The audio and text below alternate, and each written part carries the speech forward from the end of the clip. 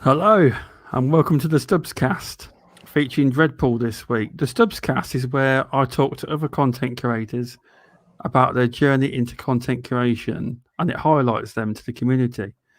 And hopefully, people learn some tips and tricks along the way. How are you, Dreadpool? How are you doing? Good evening for you. Good afternoon for everybody else on this side of the water. Oh, I'm doing definitely. good. I'm doing great. That's good to hear. That is. Is it warm in your part of the woods over the pond? You know, you guys are complaining about the heat and having no air conditioning. I'm complaining about having air conditioning and the heat still penetrating through the buildings. The heat index here is horrible. So Wow. when you got the AC going and you're still sweating, yeah. So yeah, I feel bad for you guys because I understand. Well, it's I, what we do. It's what us Brits do. If it's too hot, we moan. well, you If got to. it's too cold, we moan. Yeah, well, I was gonna say you got to remember I used to live in Europe too. So, and we lived off the mountain by the coast. It's you. So You used to live in Europe. yeah, Whereabouts? um, You don't have to say where. Just what country. you want the country? Yeah. Well, Crazy Greek guy knows who I'm talking about, or the place. If he's ever shows up, and I don't see him here yet. Greece. Oh, Greece. I've never actually been there. I Oh, haven't. it's lovely. It's beautiful place. Just like a lot of the Mediterranean countries. Even up by you, it's colder, but rainy and all that negativity that you guys complain about. But it's all beautiful. I mean, I've seen who was it? Let me think here. Crazy Leg Craig. You know him? Xbox Yes. Jesus. Yes, I know him. He's part of Yeah. VG4GHub.com. hmm Please check it out. He was taking a stroll like Daz, only he was at the one of the beaches, and yet again, the countryside and the beaches and the city, it all has its unique charm. Oh, So unfortunately, here where I'm at now, it's all flatland. oh, flat. But Wow. over there, I used to live there in Greece, and we didn't have air conditioning, so we built the houses, and our house was a condo setup. So our whole front area was the living room, the dining room, and you had to open up the shutters and the glass sliding doors because we had to have shutters to block out the sun from coming through. So Oh, every okay. morning, the sun would rise on one side and set on the other side. Well, we're facing down the beach or down towards the beach. We're nowhere near the beach, but we're facing it because of how the mountain is. It could take you about 20, 30 minutes to get there. Um, by car, but you had to like zigzag because of how the city's built. So you open up the back doors, but you would have to, the back doors were also the bedrooms. So you have to Okay. prop open the bedrooms because you would have this amazing gust of wind come through. And if you didn't prop it up just right and you had those front and back sliders open, you'd hear this loud bang. It felt like a bomb would go off, Wow. I must be you that. know, and literally it's kind of one of those things. But yeah, that was our air conditioning. So I understand. I feel for you guys when guys are complaining about the humidity and the heat and all that. I've lived it and I'm still living it now. It's been a bit colder today because it has actually rained a bit. It rained a bit last night as well. Well, that's that the rain It's a cools it bit. down. It's a bit colder now. Let's have a look. I've It's been 16 degrees at the minute, but it says it should feel like 14 degrees. yeah. See, that's yeah. It's because of the humidity. Yeah. Humidity makes it feel worse, and even though at nighttime the rain will allow it to cool down, but if it's still hot, it'll just create more humidity and make it worse. Even though it's cooler, it just feels worse. Oh, definitely. So I've been out here, and I know you said 16 and 14. It felt 16, but it said it would feel more like 14. Yeah, because, but here where I'm where I'm at here, we go by 90 and 100, and You use different metric, though, don't yeah, you? As well.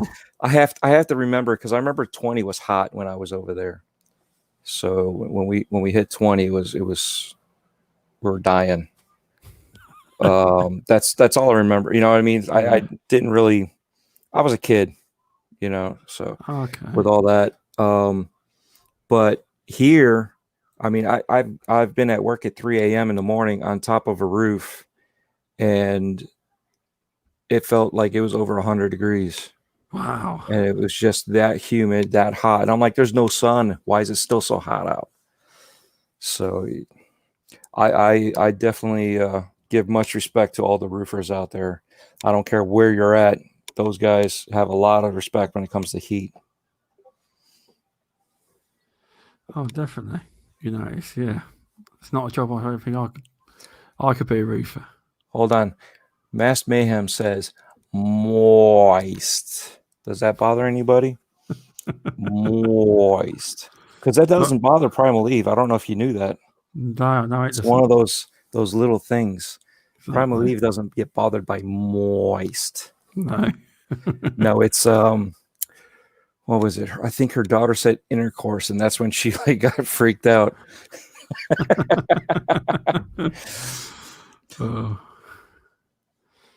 Welcome, Indie Gamer. Welcome.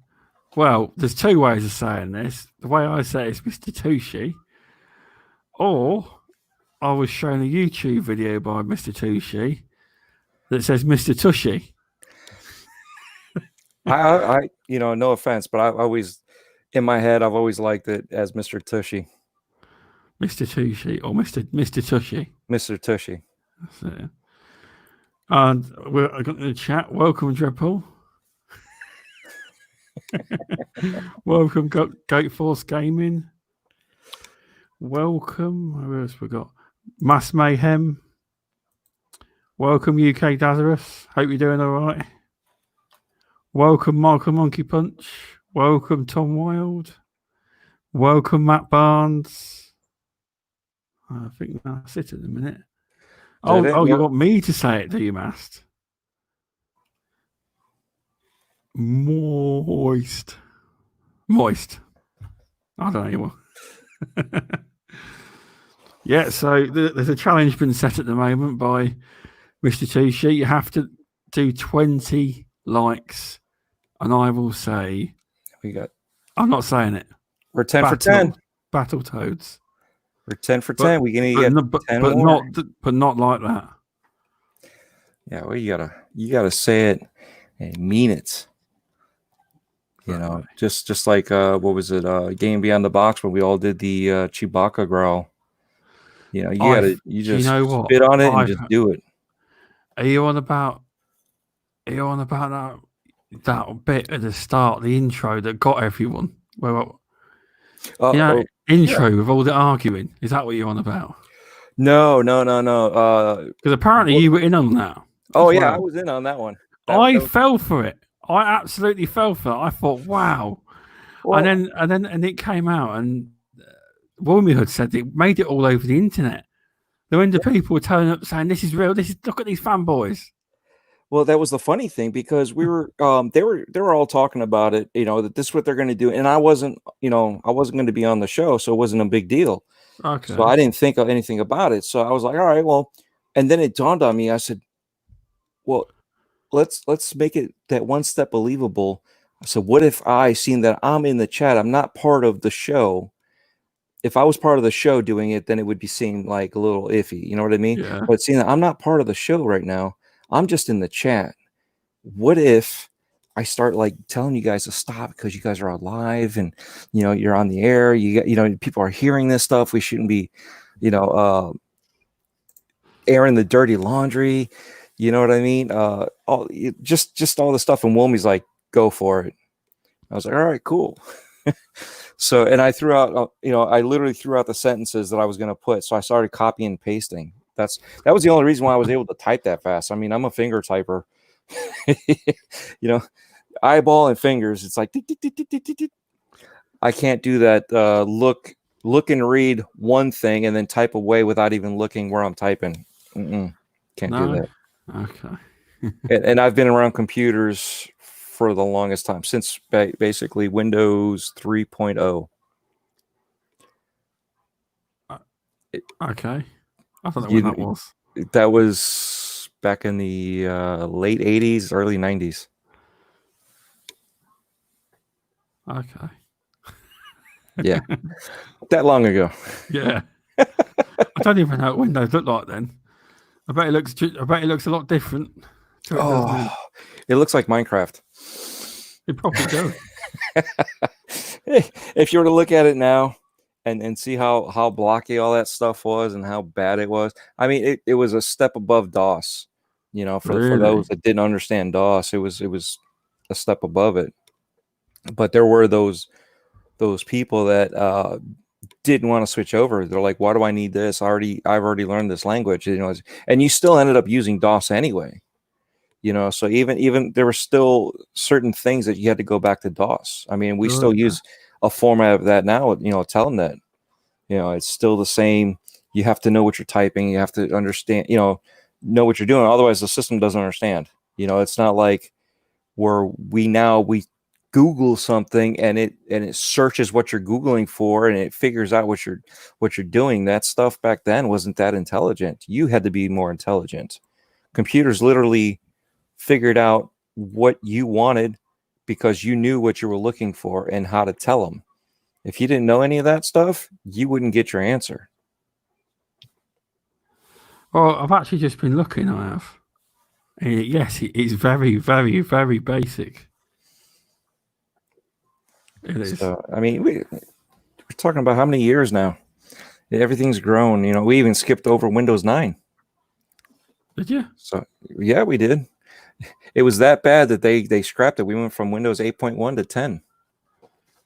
I can't even remember what Windows I first used. I can't. How long ago? Oh, I don't know. Nice. When I was at school, basically. God, So, I don't 90s? know. You probably in Windows 95 or Millennial. That was probably 95. Probably, yeah. You're right. Yeah, yes. 95, 98, and Millennial. Yeah, it's probably. Yeah, I am actually. I found out recently. Yeah, I'm actually classed as a millennial. I don't like it. My wife is on the edge too. And she's like, 35. I don't like it either. And I'm like, I'm an Xer. Yeah, exactly. But yeah, I am engaging indie. Yeah, my response wasn't very good to Windows 3.0. I know because I didn't know what I was on about. Mm-hmm. That's why. I'd never heard of it. That's all. Yeah, it was also the same time that Apple was becoming a big thing, you know, and that was really the first infighting when it came to fanboys that I'm aware of, you know, was between PC and Apple. You know, really? Most people did not like Microsoft because they were the evil corporation. When it came down to fanboys, okay, because everybody had that, and then in the meantime you had these Apple guys that were like, oh, this and this, you know, this is better because of this. They had all this stuff, you know. This, to me, that was the first time I really saw fanboys fighting over a preferred platform. You know, when it came to, you know, we always, you know, even as kids, we all had jabs, but we never fought. You know what I mean? We enjoyed playing. You know, oh, you got the Mario? Yeah, man. I got Sonic. All right, cool. Well, how about we play at your house and we'll play Mario, and then we'll go back to my house. We'll play Sonic later on. All right, cool. You know what I mean? There wasn't that much. Even when it came down to the Mortal Kombat Blood, you know, it was like, all right, well, I got Mortal Kombat, but I got Mortal Kombat 2, but I got the Blood because I got it on Genesis, man. Really? Cool. Let's check it out. You know, each version had was better than the other in a certain aspect, but nobody really cared. You know, I mean, Blood was basically the sweat. You know, so when you're playing the game, who cares? You know, those little details don't mean as much back then. You know, you're just a kid. Now everybody knows better. Everybody's an encyclopedia because all you have to do is Google it on your phone or ask Siri, hey, I don't know this question because I want to prove my spouse or my significant other that I'm right. So what's the answer? You know what I mean? So Exactly. everybody has to one up each other. Plus the fact sometimes when people Google stuff, I'm not being funny. It's not always right. Well, yeah, it's not always right, Not all the time. But the thing is, when you're looking for a specific answer, you're going to find that answer. Oh, definitely. See, and that's the other thing is people forget. I'm looking for how do I one up somebody, and it's going to give you that answer that I'm wanting up somebody. So, they're going to find the rebuttal to that to one up you.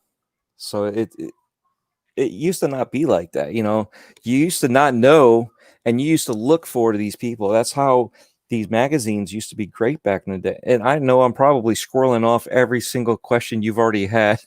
No, you're not. All right, good. Magazine, that was a long time ago. Yeah, all those magazines. I used to buy all the magazines as well. Oh yeah, definitely. Demo disc days. Oh yeah, even before the demo disc days for me. Okay, so we didn't have demo discs because we didn't have discs. We were still on cartridge. Okay, so we literally had to resort to either, well, if you're talking about PC, then you either had it on a disc or the floppies,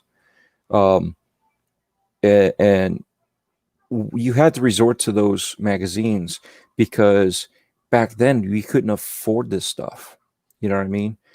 Now we're adults, we can buy whatever we want. We can justify paying for this, but games used to be expensive. When you're talking about $20 when you were a kid, that's a lot of money. Oh, Today's time, it's still a lot of money, but it's if you do the inflation, it's nowhere near what we were paying. No, so I mean, the weird thing is about gaming now. They always said like when we're in the 360 generation, I mean the average game was about 40 quid.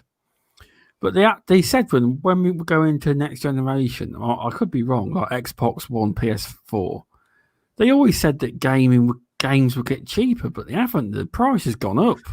Well, you got a smart shop, man.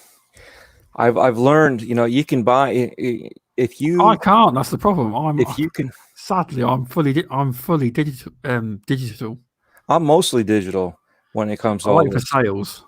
Yeah, then that's what I do.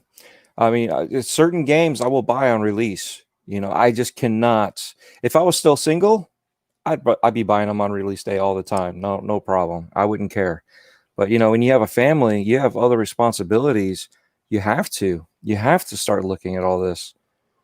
So, and that's what I do is certain games, if the price is right, I'll get it. Or if it's, usually one or two hot items that I'll buy for the year. And after that, I have to wait for sales. And that's what I do. Every week I scour the Xbox or the internet and see what sales are on and what the percentage is. If it's 75%, it's a game that I'm interested in, and I'm more likely buying it. If I hadn't bought it by now, I'm buying it now. If it's 80%, it's almost a guarantee. It's just depending on what game it is and 80% off of what.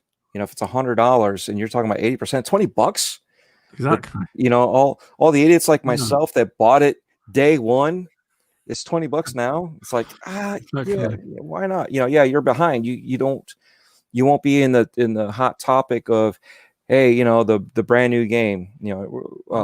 Like right now, it's Last of Us is dying off on topics because we're waiting on the next up and coming game. Everybody's been there, done that. So now we're looking at, okay, we're almost to July. What's the next game? What's the next game being released? That we're going to start talking about. So I mean, to be fair, I mean, at the moment, any new games I get, I'll be honest, because money-wise, I've got family, etc. Plus, I'm still furloughed from work. Basically, what's on Game Pass? At the minute. I mean, I can't remember what was the last game. The last game I bought was Dragoon. That was about 16 quid. That's a good game. But full price games, I haven't actually. Can't remember last time because a lot of the time, as you say, you buy them when they're on sale, and sometimes they put games that cheap. You just buy a game and then you don't end up playing it. I have that a lot. That's a cheap price, and I try it once and I don't go back to it for sometimes never. See, You and know, I've it's got also games. created a problem, though, isn't it? Game Pass has, Yes. because although it's great, it's cracking value. Now, I found a load of games recently on it. Indie Gamer recommended me The Messenger, and quite a few other games. I've been playing some nice little indie games and enjoying them through Game Pass. But it like creates a problem is you don't know what really to play because you're spoilt for choice. It's not a bad thing, but it kind of is at the same time, you know. Yeah, that's the thing. I have a backlog because a lot of these games I buy, I don't play. I don't get a chance to play. You know what I mean? And with Game Pass, there's a lot of games I've downloaded. I'm watching everybody, and I'm like, okay, I got to play this game. I mean, I've had Hollow Knight. I don't know. And Indy's going to jump down my throat on this one. That I've re-downloaded that, and I tell you what, I have played this, you know, for a little bit. I've and then I started reinstalled it. It's a very good game, but I know the Indie Gamer, he's put hundreds of hours into that game. Yeah. I know he loves it. See, and that's the thing. I've started it, but I just haven't had the chance to sit down and get into it. I mean, I've started Ori. I haven't even started Ori 2. I've played into Ori. I think I've got to the second area, and I've kind of stalled out. And now that and that's part of the problem is I get, gaming ADD. When it gets to that point, I move on to the next game or I move on to something else, so sometimes it's, you sit down, you don't feel like playing a first person shooter, or you don't feel like playing a platformer, so you sit down and it's whatever you feel like doing. Sometimes I do the mindless fun stuff where you just play, like GTA or Odyssey or, something like that, where you can just run around and do whatever. And you're not really progressing the story, but you're just playing, you're just fumbling around, not even thinking, not even caring, and just enjoying the game, and that's sometimes if it's like a chore for some of these games that you have to sit there and go here and do this. And I get how some people get tired of these games, but when you're into that moment of just enjoying the game for what it is and playing, you get lost in a certain type of euphoria that you don't even realize time passes by. That is when you know you've got a good game on your hands. Yeah, exactly. And you don't even think about it, and that, I mean, I did, what game did I do? I was doing, what game was I playing? I was playing, what game was it? And I started it wasn't Borderlands 3, but it was another one. Oh, that's what it was. It was Tom Clancy's Ghost Recon, the not Outer Worlds, Wildlands. There you go. Man, I'm so many games. Wildlands. Okay, so you got Wildlands. Okay. And I've been playing, running around, just collecting weapons, collecting, all the upgrades for them, getting the stars, trying to build up my character, so I'm doing all this stuff and kind of stopped playing it for a while. And then the Forking Crew's playing, and I was like, that's a great idea. And this is the part of the fun stuff of watching the, guys stream, all these creators that we watch and follow when they do stuff like that, because it reminds you of the game that you had fun with, so you go back and have fun with that game, and I never really concentrated on the story. I was concentrating on all the other stuff, and just having fun with it. And then I started going through, and I just saw his backlog. Yeah, 527 games. Yeah, that is insane. That's insane. I've got almost. Where are we at? Oh, welcome to Elite Gaming Guru. Hope you're doing well. Yeah, I've got almost 700 games digitally, and I'd hate to sit there and go through them all to find out which ones I have on. I've not got that many. Yeah, I've got a lot, but I've got no way near some of the people in this community. Yeah, see, and that's the thing. Like I'm watching here, Go Force Gaming. He said he tried Don't Starve, it just didn't hit it for him. There's some games that even though it's in your genre of what you like to play, they just don't hit it. If they don't hit it right, there's something in the whole combination of the game.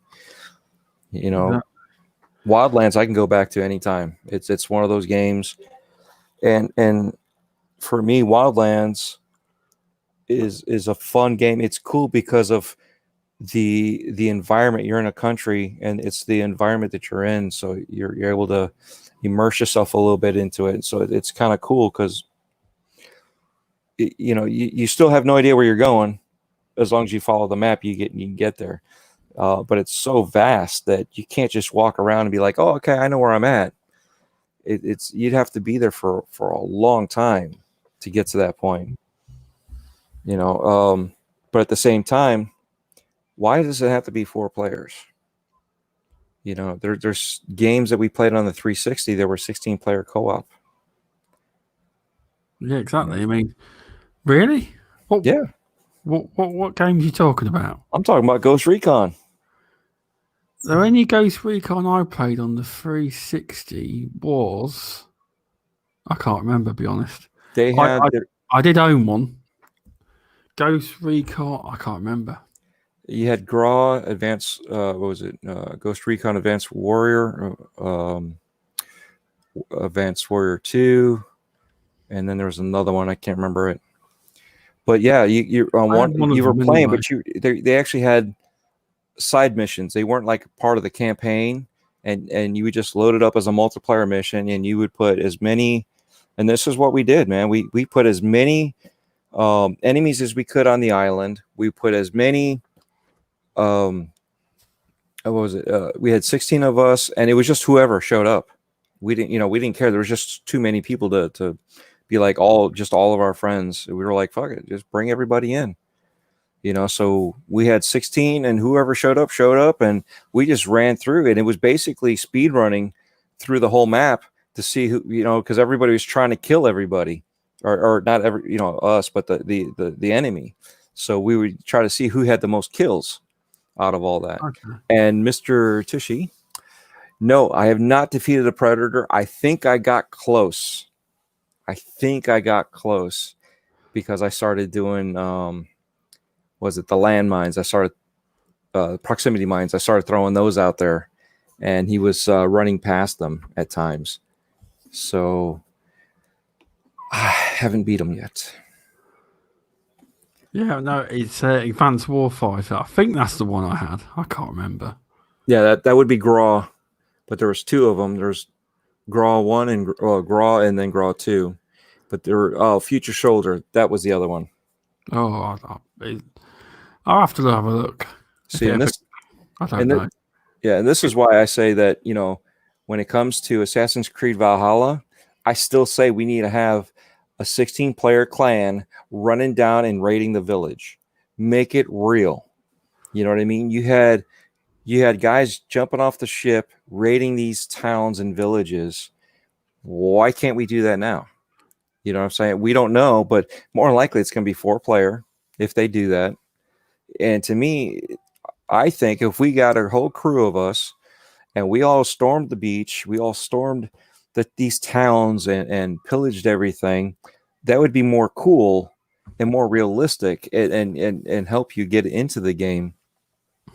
Yeah, I mean, do you think they don't do stuff like that because they're not being nasty? We're in 2020 and people might moan or be offended. That's why I said pillage. I didn't say the other part. Yeah. What they used to do. But yeah. I know, exactly. Yeah. They can't win nowadays. I mean, I'm not saying that's why they didn't do anything like that. But I think it'd be more on the realistic side, because you're fighting with other comrades, and it would be your clan, and then you could have another, and the scenario would be that you would have whoever was there that they were invading having their 16 protecting their village. It's just like we have the 6-on-6 and Rainbow Six, or or any other fighting game, Call of Duty. When you have your World War or any of this stuff, why can't we do this in the game as part of the story? And your portion of the story goes back to you. These games are getting to that point. Why can't we do this? This is why I question all this stuff. This is why, we should expect more from these developers, not because they need to, but they should look into it. They should look into the questions, because I'm sorry, how many times are you going to break down the AR and say, oh, well, it's this, this, and this. And okay, well, these weapons have all evolved over the years. We've recorded the fire, we've recorded, the sound, we've recorded the recoil, we've recorded all this stuff. I mean, how much more metric do we need? Exactly. Let's put more than just, let's rehash it. Cars, we're driving cars now. What is Forza 8 doing? They're putting better metrics into the tires like they did in 7, but now they're pushing it even more.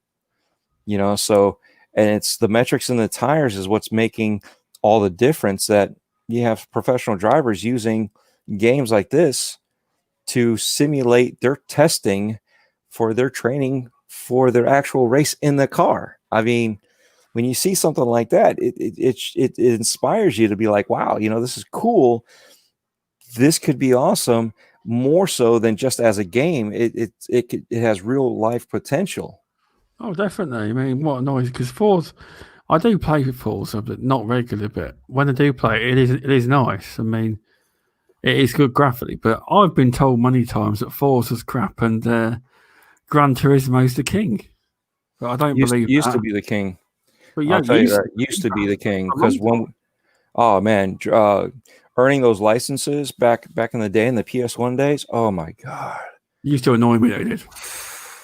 I could never get past the bloody licenses, but saying that, as is in the chat, he probably doing it. He probably completed it 10 times over. Yeah, probably.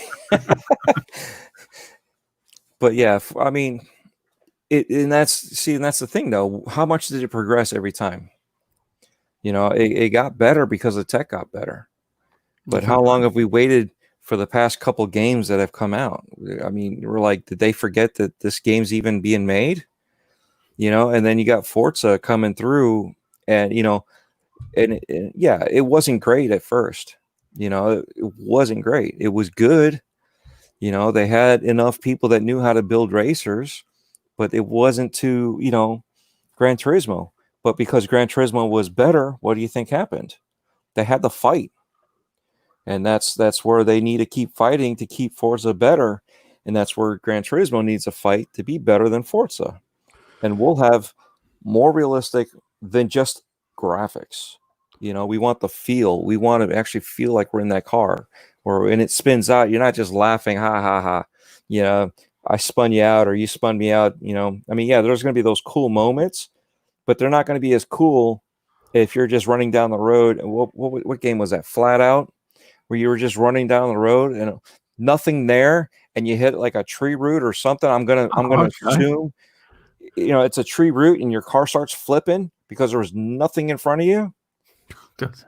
You know what I'm saying? Bad game programming. If I could see if there was a log in there or a tree stump. Oh, okay. I ran into a tree stump. I don't see nothing. There's nothing there. I'm running through it. And you start flipping. So. Yeah, it's just not realistic. I mean, it's obviously a poor build. Mm-hmm.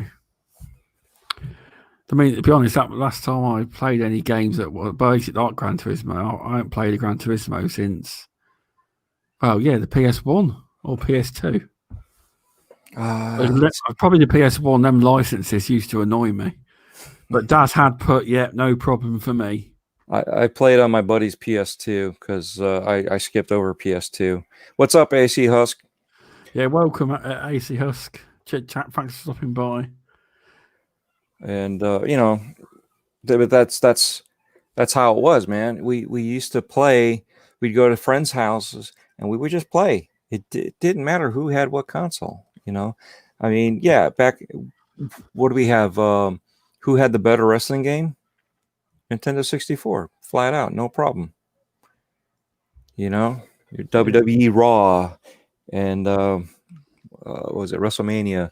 You know, there was, to me, was better than what Sony had. I mean, I can't actually comment on that because I had an N64, but it's time to think. I didn't actually play any of the wrestling games, so I can't really comment on that. But I mainly played them on PlayStation, like WWE Raw and versus SmackDown and that. Mm-hmm. But I can't play them now because I'm bloody terrible at wrestling games. I personally, I mean, you know, Tom Wild in chat, he likes wrestling games, but I'm crap at them. I just lose. There's no point in me even buying it. You know, I'm swearing it'd be easier, but you know. And that's where the 2K whatever year comes in, you know, and it had promise. All of them had promise. They just didn't, you know, it didn't deliver. And this last one really didn't deliver. And the new one coming up, I'm sorry, it's not going to deliver either. Yeah, in my opinion. I know through watching Tom Wild's videos that they never seem to deliver, you know. And he puts out really valid videos of explaining detail and exactly why. And he gets really trolly comments sometimes, you know. But he understands the game, you know, what wrestling games are, how it could be. Why don't you just listen to people, what they're saying, you know? Yeah, that's the thing. You think that they would actually listen versus listening to like the loudmouths. It's not like he goes, "Oh, these are trash." He actually goes in detail saying what could be better and what should be done, and they just don't take tips on board, you know. No, see, and if I ever ran something like that, I would secretly go around finding more of the little people when it comes to and don't make it sound bad like that, but when you have the loudmouths, those always seem like the bigger people. Okay, because they're always talking trash. Exactly, but they don't even help because they're not constructive with their criticism. Sorry, I've had 4 sodas, by the way. Earlier. So yeah, okay. Well, I guess I'm behind then. I'll have to catch up to you. Sobered up slightly since I had a can of Coke a minute ago. Okay, well, we're almost there. We got 3 more before you got to do it. Let's have a look. Yeah, you're right. Well, my phone says, "Oh, someone's removed their dislike. Thanks for removing my dislike, person." They don't bother me. Well, now you're gonna get 17 the other way. I'm not bothered. Can't be worse than what happened yet. Can't be worse than what happened last week. You know, I'm not really bothered. You know, but no, it's you are right. If developers do what you say, just go around, find all the videos that actually are constructive, you know, about the games. Because there are a lot of videos out there about games where people aren't just going, "Oh, this game's trash. This is crap." There's videos that you know praise it and then say the flaws and then say what could be better, and you could gather all that up, and you could make a better game. But you know, obviously not. You know. See, well, you also have those that they don't trash it, but they tell you all the flaws, and then they kind of leave it like that too. So you see, there's that other side too that isn't doing enough. You know, yeah, great. It's great to know that it's not a good game, but for me as a purchaser, you know, someone that's buying this, that's good to know because then I can put that in the equation on, do I want to spend this money or not? Now on the other side, as a developer, if I was in those shoes, I would want to know why. Okay, you don't like this, why? You know, and what did I miss that, in your opinion, would make it a cleaner act? You know, if it was we're back in wrestling. You know, if it was a wrestling move that didn't fit right, or the way that they interact with each other, you know, explain why. What are we missing that you see? You know, and not everybody's going to be 100% spot on for you to follow. You know what I'm saying? So someone always has a problem. Exactly. You know, someone is always going to have a problem. And I understand that. That's the part where you kind of have to overlook everything, because when you have it doesn't matter what you do, it doesn't matter how good you do it or how perfect it is, someone will have a problem and someone can do it better. So Right. it'll always be that. But at the same time, give them a reason to at least listen to you to make it better. And that's the cool thing that what Tom, like you said, that Tom's doing is he breaks it down and then gives you some answers as to maybe try this, this feature could work better in this aspect, so if it was more constructive versus just a tear apart and make me look good, all the negativity, why is this trash? Well, this is why it's trash. Follow me. No, well, we don't need that. Okay, if it's a horrible game, explain why it's a horrible game, and maybe at the same time turn around and say what the good parts are that you liked. If you liked anything, you don't have to like anything. It could be a completely horrible game, but turn around and also suggest some resolution to what the problems were. Well, yeah, that's the thing. Welcome, Invader Gaming. How you doing? But no, that's the thing. It's like, yeah. The problem is with WWE talking about WWE games is, I think Tom stopped making them because WWE hit your channel with strikes in the community. He had a lot of hits. He has through making videos.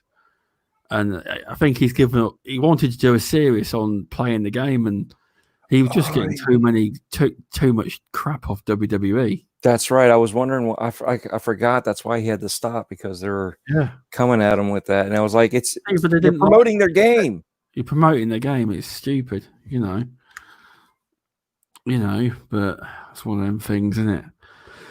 But yeah, now we're 42 minutes in. Anyone who doesn't know you, do you want to tell them?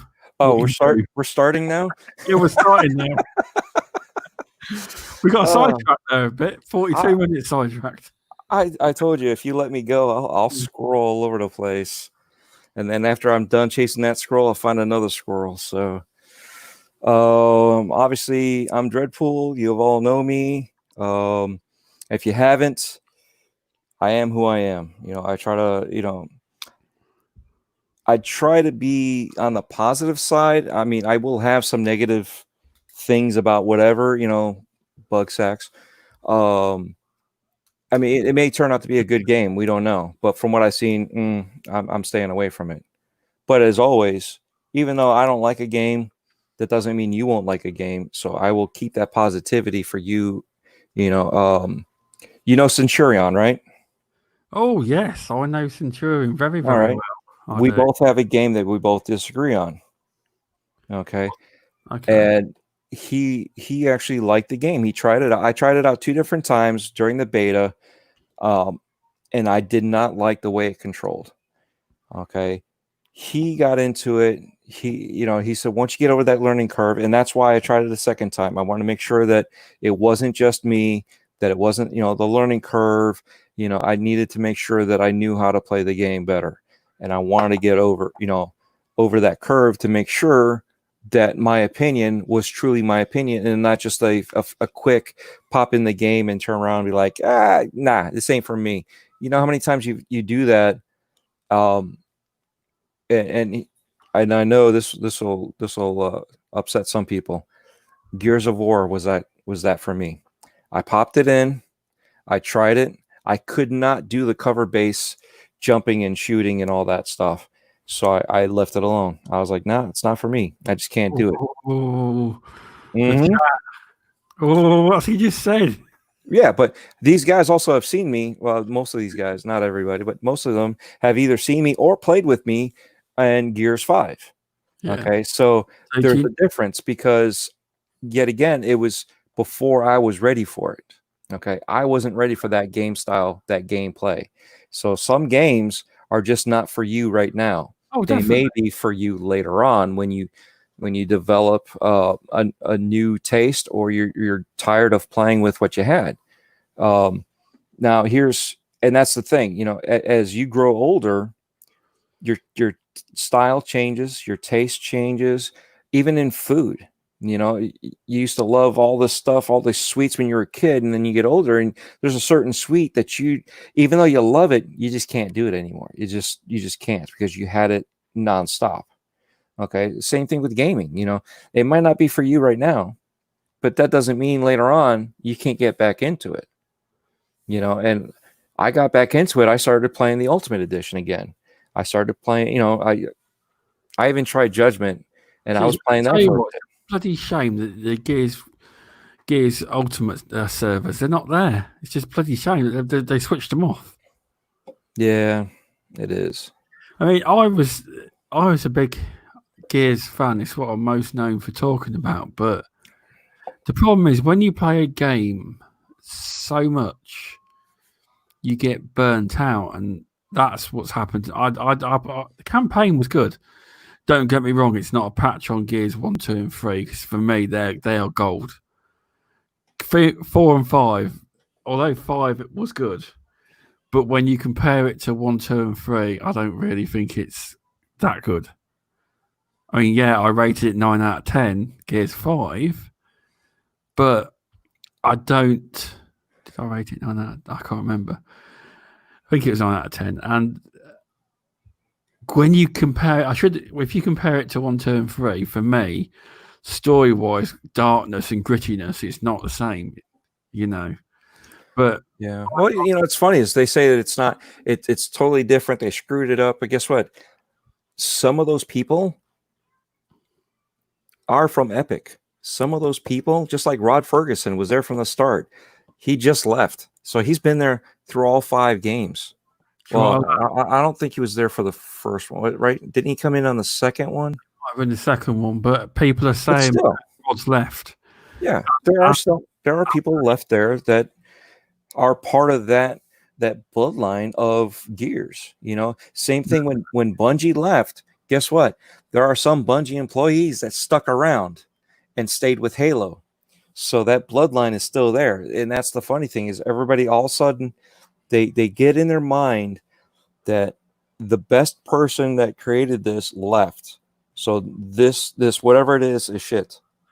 Exactly, and that's a mental block that they've getting into. Versus, okay, let's see what they can create without this person, because it's not just one person. Okay, you might have a writer, but the writer still has to be approved with a storyline with somebody else. Someone has to. If you have a new writer, they're making sure that everything falls in within the lore. So if he's off or she is off with her writing about a storyline and it doesn't fall within the lore, they either have to approve it and say, okay, this is where the lore is going now, or you're way off topic. You need to bring it back. And this is how it happened. Look at George Lucas, right? He's been brought in as a what was that called? Drawing blanks left and right here. As an assistant, basically as the knowledge. He's the encyclopedia of Star Wars. So he was able to during the books when they were being written, all the legacy books now, they still relied on him. When the Clone Wars CGI show was on, they still relied on him. He was able to break it down why this, and this. So as someone that's an encyclopedia for something that they created, they're holding them to that. Otherwise, the storylines kind of go way off, and then you start having plot holes, and then you have to try to fix those plot holes. And we saw what happened to the last trilogy. There was plot holes, and people were trying to fix those plot holes. I will agree with you, but I don't watch Star Wars. I'm presuming you're right. Well, I'm right. Yeah. I just want to say, Elite Gaming Guru, you are right. Critics should never compare to previous titles. Now, what I was on about, when I actually reviewed Gears 5, I reviewed it just on Gears 5 alone. I'm only going back now thinking of it compared to 1, 2, and 3. When I do review games, I review it on the game as standalone solely. Well, just to tell you. Yeah, see, and that's the thing. The way I look at it is, you should first and foremost look at the game as a standalone game. Okay, yes, you have a backstory, you have history, you have all this and that. but look at the game as is, and then at the same time critique it as part of the, if it's 3 games, the trilogy. So how does it fit within the trilogy too? Because there are those that are looking in that storyline. There are those that, when it comes to Gears or Halo, that they don't care about the campaign. They just want to play and shoot everybody. So when they're doing that stuff, they're just looking at, how do I get in? How do I get to play? How do I, I don't care about the rest of it. Let's go. There are those that, like myself, like the campaign, and that's why I never bought Black Ops 4. No campaign. That's a half a game. I'm not paying for that. That was the last. Let's have a Black Ops 4. Call of Duty. Let's have a think. That was the last Call of Duty game I ever bought, and I got rid of it. I don't, because I bought it on disc. I haven't bought another Call of Duty since. Welcome, Bearded Mac. How you doing? Hey, Bearded Mac. It's been a while. But you're all right. It's half a game. To me, it's half a game. I mean, if the game was always like Overwatch, okay, then I can understand that, because it was always meant to be that way. I'm not being shorted out of game. Let's go with a thumbs down one here. Bleeding Edge. It was always meant to be played the way it's meant to be played. There was never supposed to be a story. Yes, there are storylines behind each character for both, respective games. They have some storylines and all that, but it was meant to be enjoyed as is, and knowing the storyline.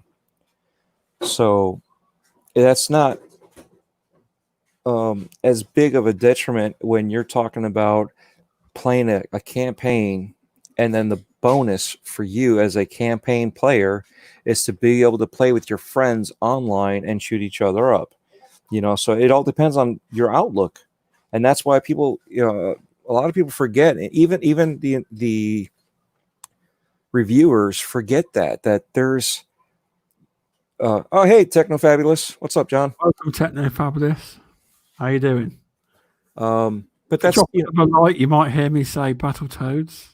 Yeah, see, we're gonna get him to try to do it like Xbox style. Throw it out there. Appear in chat when I do it.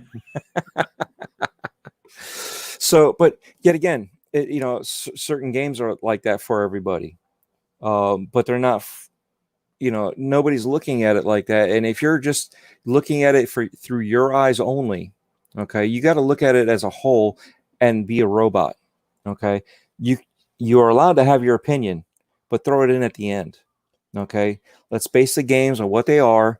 Talk about what they do, what they have for you as a game. Maybe what it's lacking. We're going back to like how we were talking about earlier with wrestling, and Tom, breaking it down for them, and giving a good critique. But you got to remember, not everybody's a campaign player. Exactly. Not everybody's a multiplayer.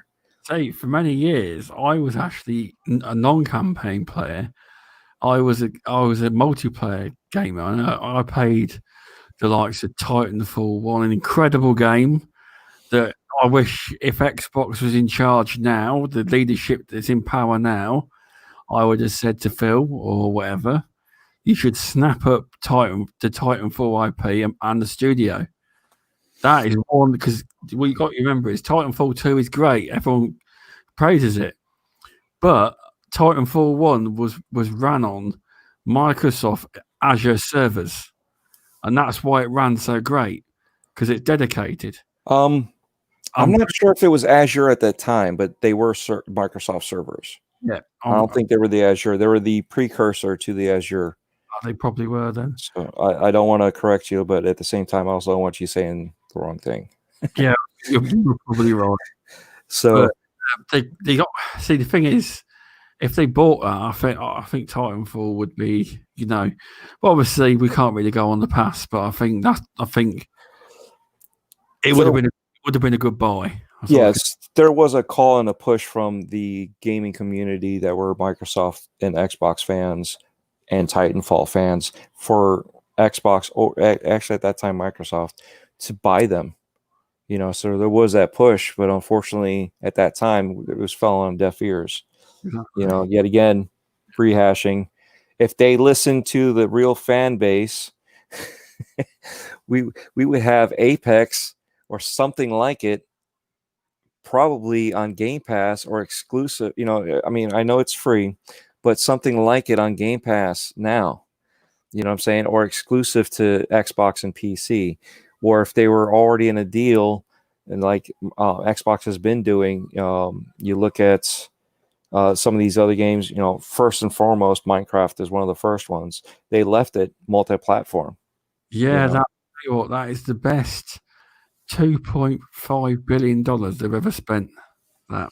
And they made their money back tenfold, if not more. More. And more.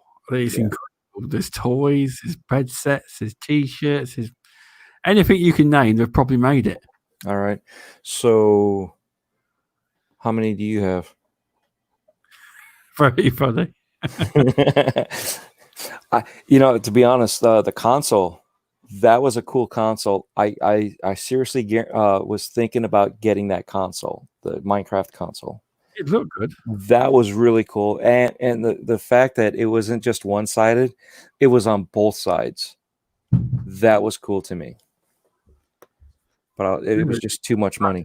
See, that was back when they used to make quite a few consoles, didn't they? That were like custom. Because I've got the Gears 3 limited edition one. I've got the clear Halo one on the OG Xbox. That's the special edition one. Okay, but I still have a black regular Xbox. Then I had the OG white 360, and I literally traded that in. Okay, never once had a red ring of death, never once, and I had a launch console. Okay, and you had like people like Crispy that lost like 3 of them to the red ring. I never had it. What I had was I plugged my console into the wall and it went red ring. So I unplugged everything and left it a little bit and I plugged it back in. It never happened again. But I got further down the line, I got the 360 limited edition, a lot longer when it been fixed. But I actually know people that had the 360. You know how they red ringed and they went to court, didn't they? They had to set aside, was it $1 billion or more to fix people's consoles? But that was the smartest thing they ever did. It was, but I know people that actually had multiple consoles they had to send away. Oh yeah, my roommates had 2 of them. Yeah, and here's the thing: they obviously ask you for your serial number, and I know people would write their serial number down on the console they sent away because in Europe they went to Germany. I know people that never once got their console back. They were just sent someone else's console. Wow. And that's true. They were getting different serial numbers back. Well, what they were doing was as soon as it came in, as soon as they got it, they just sent you one off the line. They weren't fixing your console. They were just, that by the sounds of it, that's what they were doing. That's exactly what they were doing. Because as soon as they had it, they weren't fixing it. They were just grabbing what was on the line and sending it out to you. I've always had at least 2 Xboxes for the most part at the same time. Because back in the Xbox One days, I was also having, before they started doing servers, Rainbow Six was allowing you to be your own server. So I had 2 consoles for that. And so when it came to the 360, once they had the Black Elite version, I bought that one. So I had 2 consoles there. Once they came out with the Slim, I traded in the white one, but the white one started hiccuping. It never gave me the red ring of death, but it started acting like it because, yet again, I've seen it. My roommates had twice. His little brother had it once. So I knew it was going to be going there. So there was a little mom and pop. It was the weirdest thing. It was a repair shop out of somebody's garage. And it was just a whole bunch of, stereotypical nerds, you know what I'm talking about? Yeah. The overweight, heavyset guys, you know, the little geeky little kids. It was nerd haven there. It was awesome. You know, we walked in, we're like, holy cow. You know, they one-upped us, man. We thought we were bad. They one-upped us, you know. So he's like, yeah, this is what's going to happen. He's like, it sounds like you're almost there. He's like, when did you get this? I was like, it's a console launch. I got it right alongside my buddies that was standing next to me, and he had already turned his in within the year. And he's like, holy cow, I'm surprised it lasted this long. He's like, I'll open it up. It was like 20-30 bucks to reset everything. And that, because I didn't want to have an issue taking it back to GameStop and having it do that right then and there. And then they would be like, keep an eye on this guy because he's going to try to turn in a defective one. So I was like, I'll spend the little extra money just to make sure that it's good to go. And then yet again, the next guy that gets it, they'll have a good system that they won't have to worry about. But I used it as a trade-in, and with that, I got extra money back, so I got the S. Yeah, no.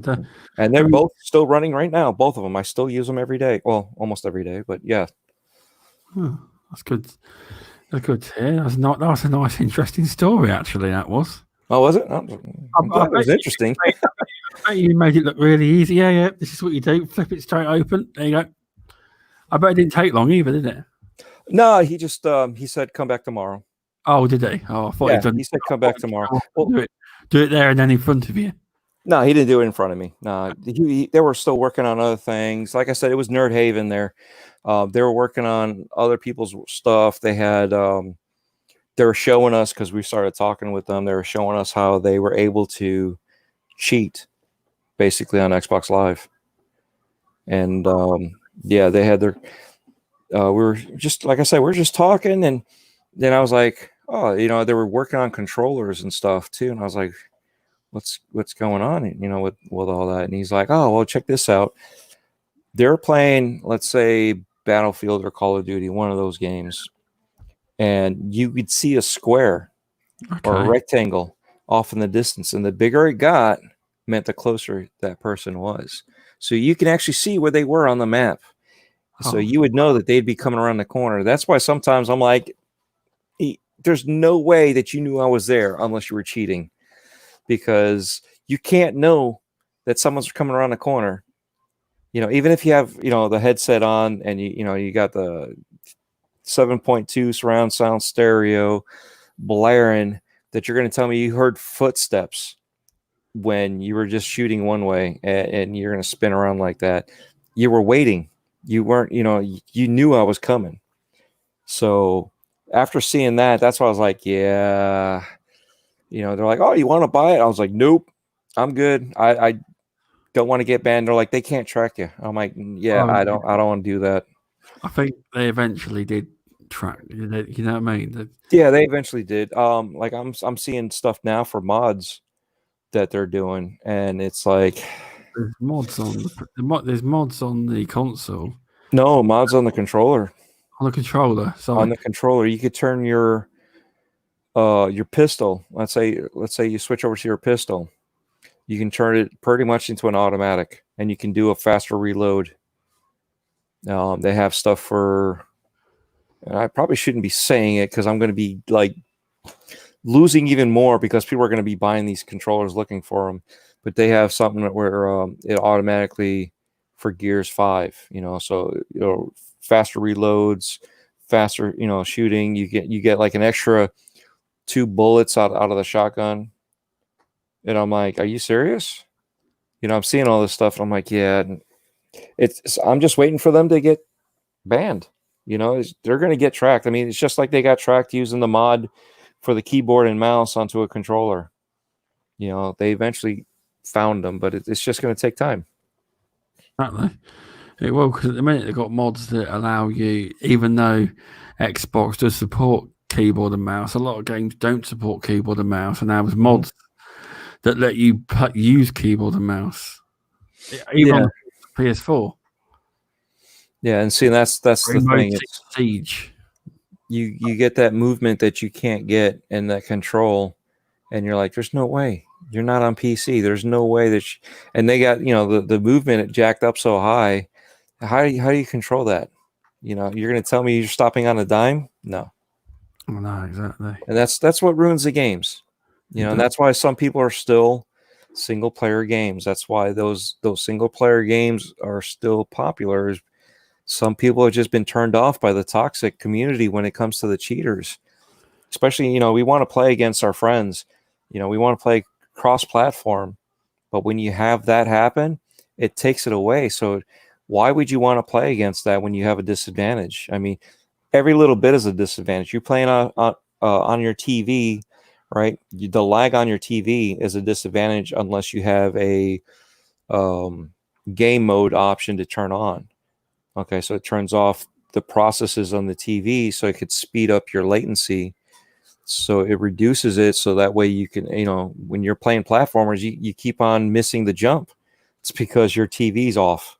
So by the time your brain registers, I need a jump, and by the time you hit the jump button, you just either walked off or you jump too soon because you're trying to compensate for it.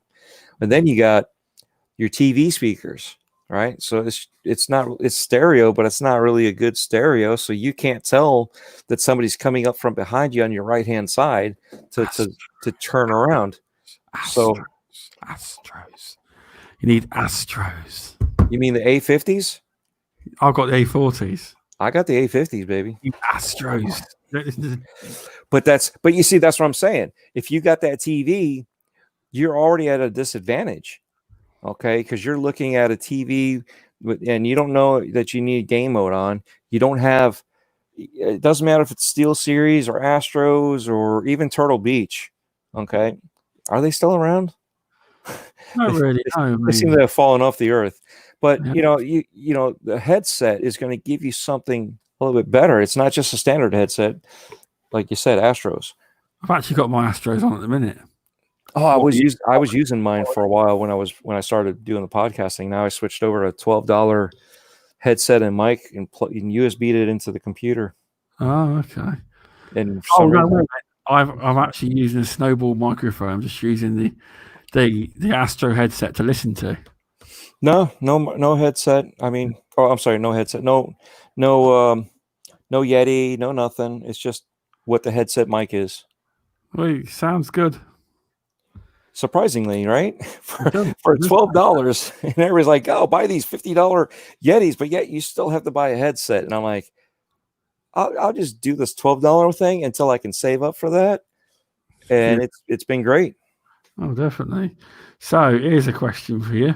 Okay. So what made you first want to get into content creation? Was it when you got into podcasting? Because I think correct me if I'm wrong. Did you first?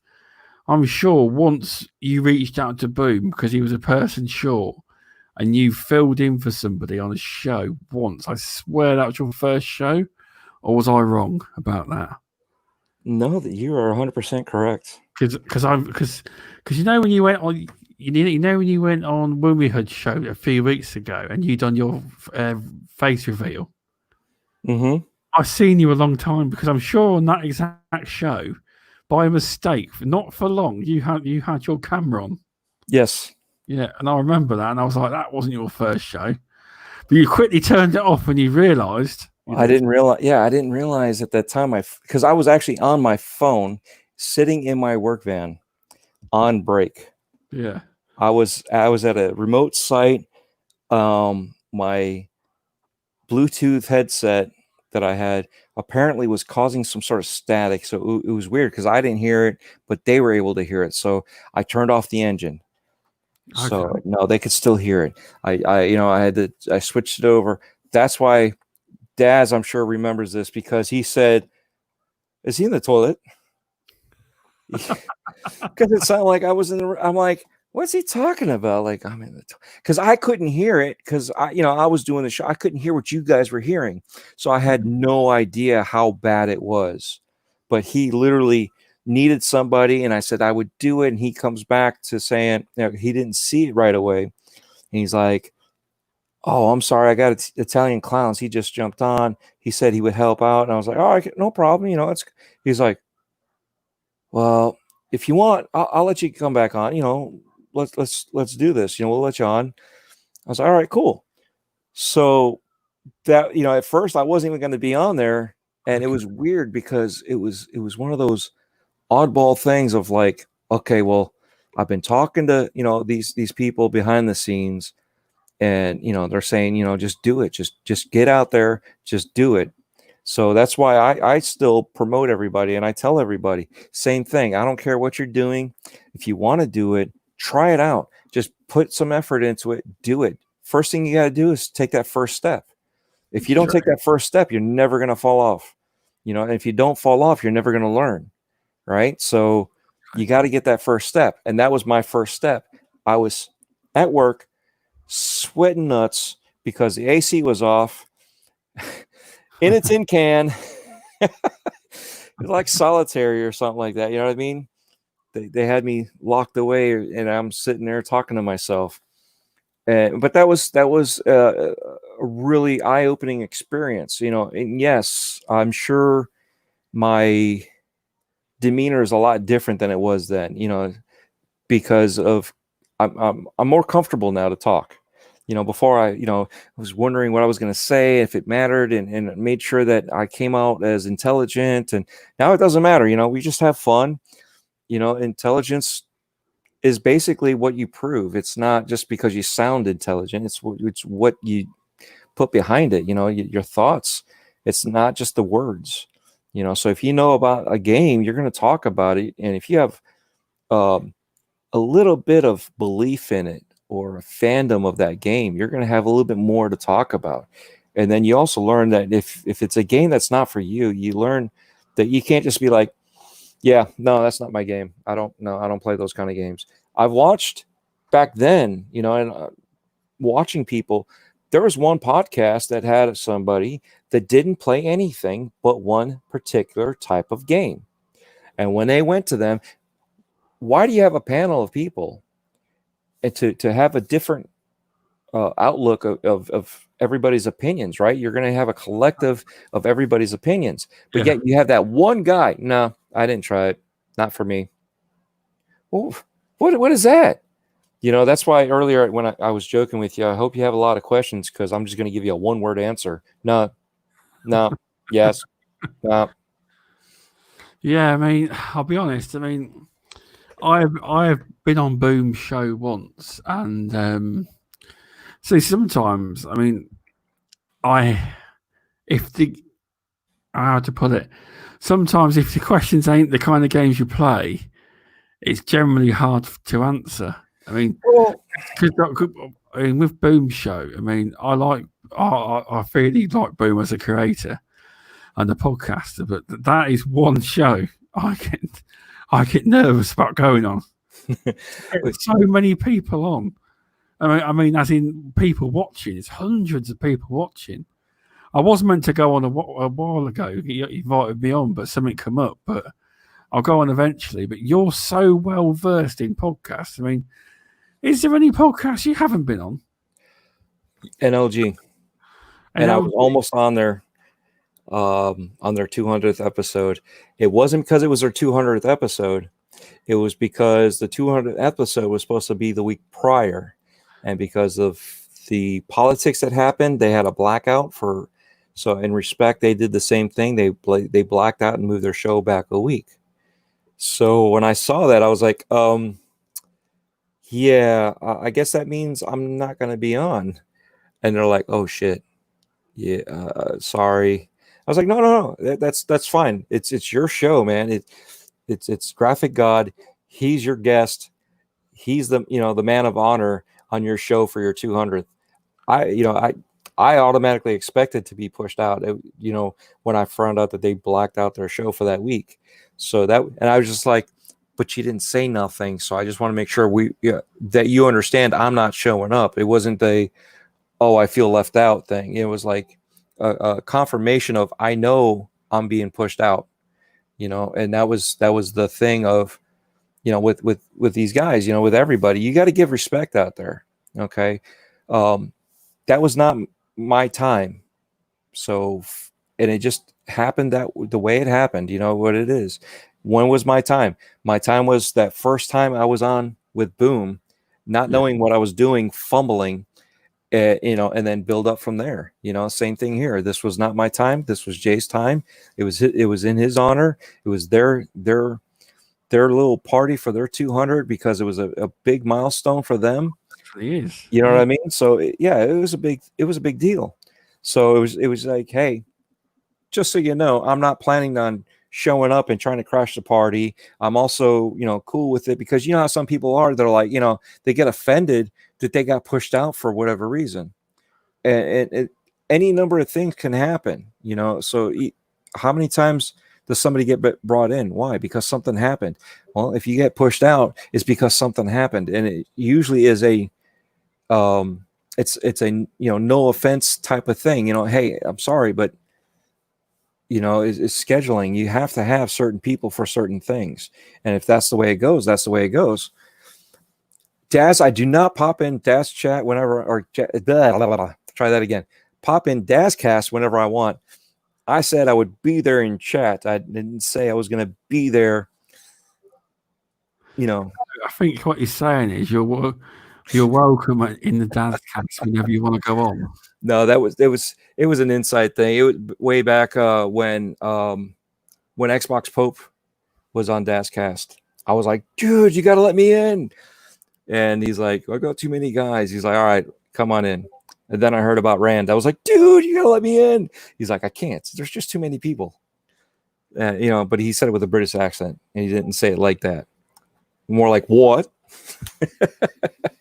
So he turned around. I was like, all right, I'll see you guys. I'll see you guys on that day. And he's like, I just told you can't be here. I said, just because I said I was going to see you on, during that show, it doesn't mean I'm jumping in. I was just going to be in chat. So some people, I do it on purpose, yet again, we're teasing each other. You know what I'm saying? We throw those little jabs of, hey, I'm holding you to it. But anyway, we throw these little jabs at our friends, and some people take it as if it's actually a bad vibe between us, like there's a rivalry or something. And you got to remember, we all talk in the background. I mean, we've been talking for how long in the background? Oh, definitely. Yeah. All right.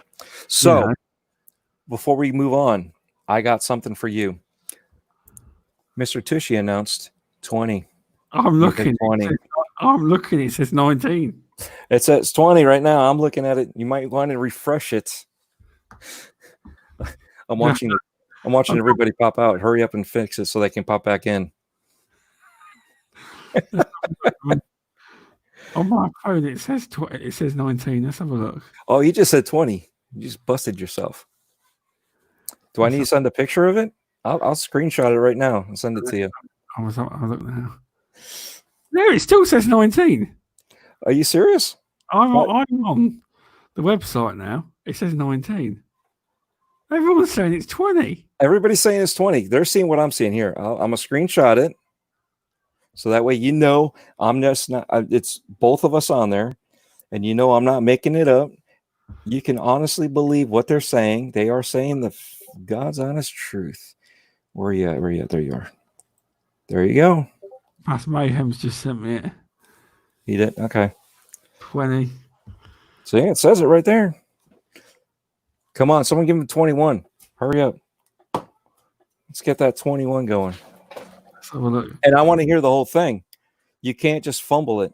You got to do it right. So if you don't do it right, you got to start over. Right. Let's have a look.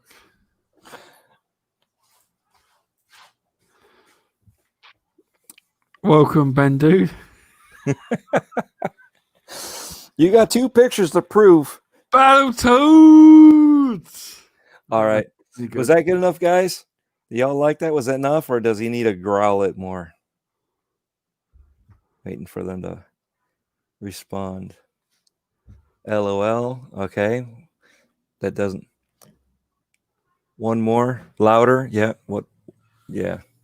Yeah, a little bit louder. Yeah, put some girth in there, man. Put some heart into it. You're calling out your people. Come on. More attitude, apparently. Yeah. Right. I'm trying to hype you up. Right. Battletoads. That doesn't count. Battletoads. Right. Battletoads. Oh. Spit on it. Battletoads. That's probably worse. All right, here we go. Battletoads. Battletoads. That's probably terrible. That. Battletoads. I'm trying to say it like Xbox. That's the problem. All right. Does he pass, or did I one up him? This is the only part that I don't like is that they're behind us a smidget. You got a hell yes. All right, there you go. Probably for you. Oh, and I still won. Yeah. Hey, 2 for 2. You got a pass, and I've got a dislike now as well. Oh, Thank you for the dislike. It must have been Daz. He said fail. Like, dislikes. Much appreciated. So, where were we? Yeah, so what made you actually lead into making videos on your and launching a channel? So I've been talking with my friends that I know personally for a while, and most people don't know this. Some people do. Invader, if he's still here, knows where I'm going to. I actually used to be an actor. I used to do theater work. So that is. Yeah, so I did that, and I literally got into it because I never did theater. I was never a thespian. I didn't do any of that stuff in school. It was always I want to do that. It'd be so cool to be an actor. It'd be so cool to do this. It'd be so cool to do that.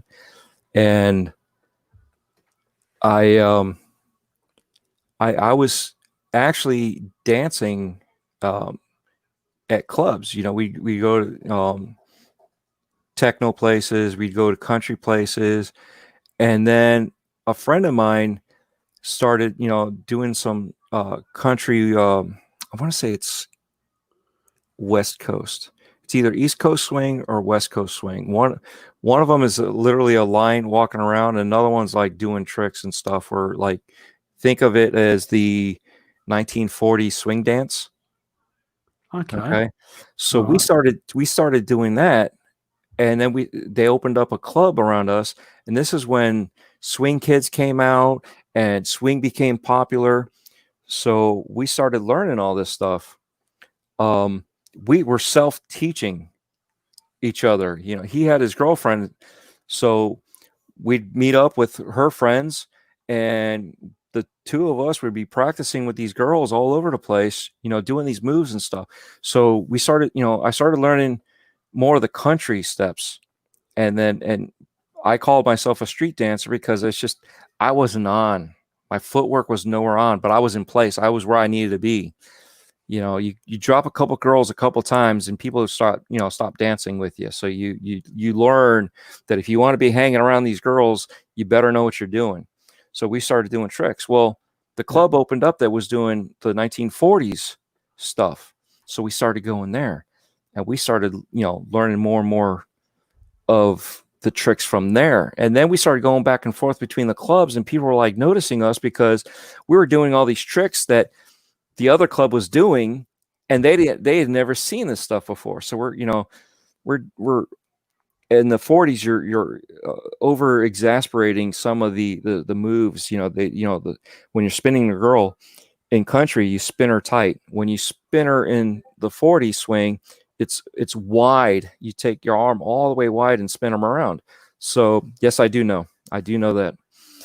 So we're doing all this stuff, and we went from there. That one of my friends, his little sister, she's only a few years behind us, we would bring her with us and we would dance with her too. But any guy that would come around, you got like these 3 big burly guys coming around like, yo, back off. Little sister here, back off. You know what I mean? So she's like, this sucks. I'm hanging out with you guys. I'm finally hanging out, with the group. And yet I can't talk to nobody, because you're all too protective. But it led from that to she was an actress at the theater, and she's like, you know, they needed a dancer, they needed somebody. And she's like, well, he taught me how to do this stuff. And she was actually doing it, you know, professionally with classes and learning tap and all this stuff. I showed up and I was like, all right, cool. You know, hey, you know, maybe I'll do this. I showed up and we performed some moves, and the director was like impressed. He's like, holy cow, you know, all right, well, how do I know you don't have stage fright? Well, I do karaoke. You know, that was also yet again the time that karaoke was big over here. So we were doing that stuff, you know, going from bar to bar. And that's when my gaming days kind of like dwindled to pretty much, you know, once every week, if that, because I was too busy every weekend drinking, every weekend partying, all this stuff. And then during the week working as much as I could, you know, and then same thing. So gaming was at a limit at that time.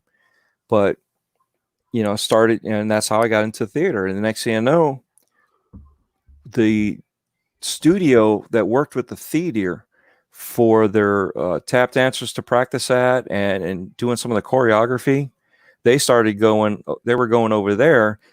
Well, some of the teachers were there while we were waiting for the teachers to finish with their classes so we can do our rehearsals. They left, you know, but they noticed that I was there. Next thing I know, it's like, hey, can we get Dreadpool over here? We've got this class that none of the husbands want to show up.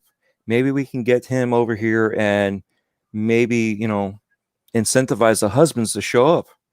So I was basically the dangling shiny object that they were flaunting around, you know, and I started teaching because I took these classes with them for free, because that was the whole thing. And then I started teaching swing dance. So did all that stuff. But that's literally the whole thing. I started because I was doing that. The theater also asked me to do choreography. So I had to choreograph a tribute to Irving Berlin.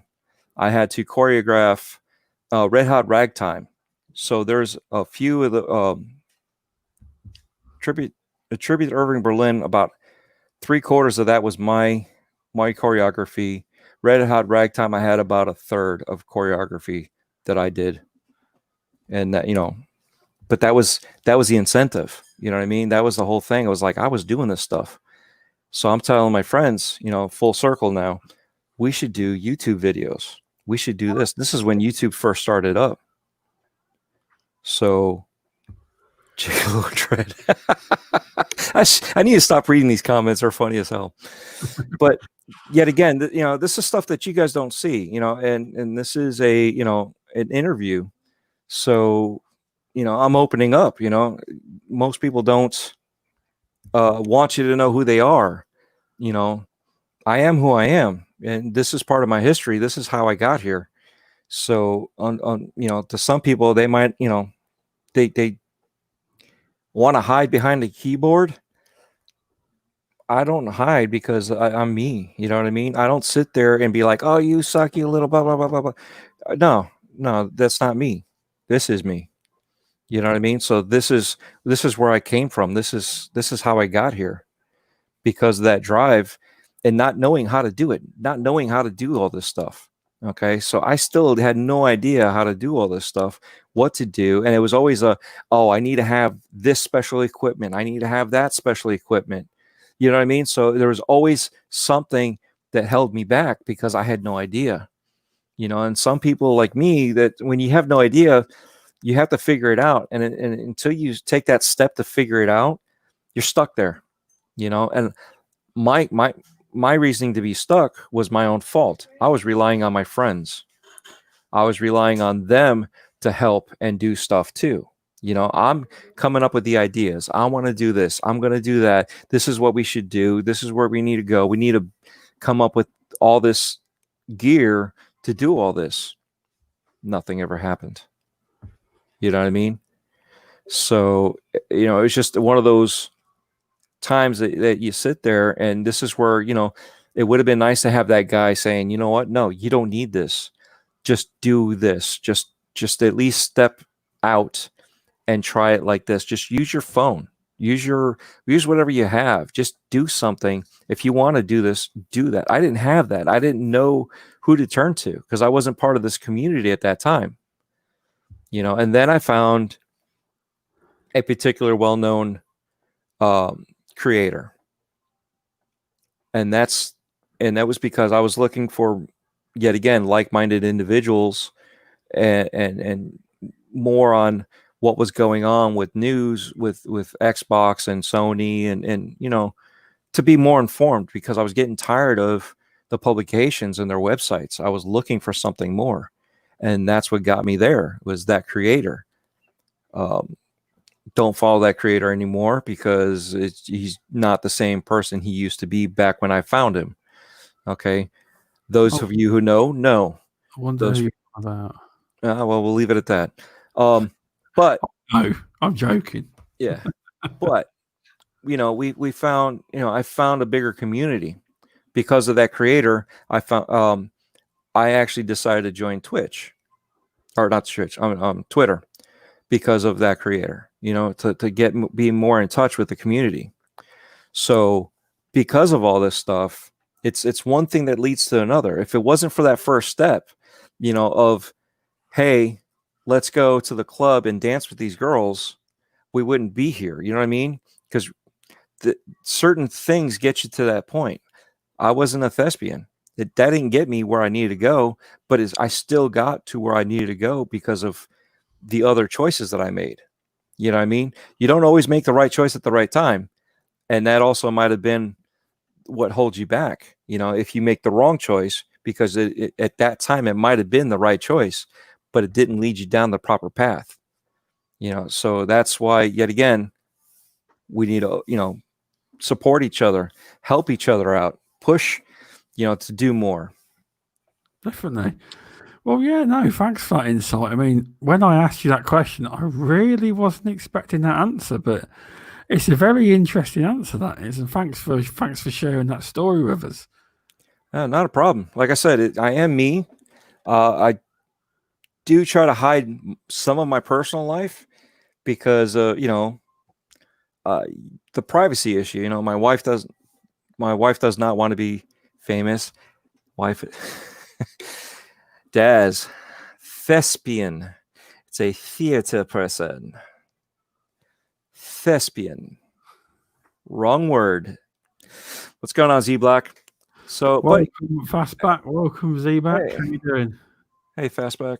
Who else was on there that I didn't see? Ben Dude, and I know I missed a few people. Matt. I know we've been talking, reading your stuff, Beardy. Okay. Well, anybody else I missed? What's up? Thanks for coming by. And but that's the thing, man. We need to support each other for all this. You never know where we all come from our backgrounds, but we also got to keep certain parts of our lives as private as we can.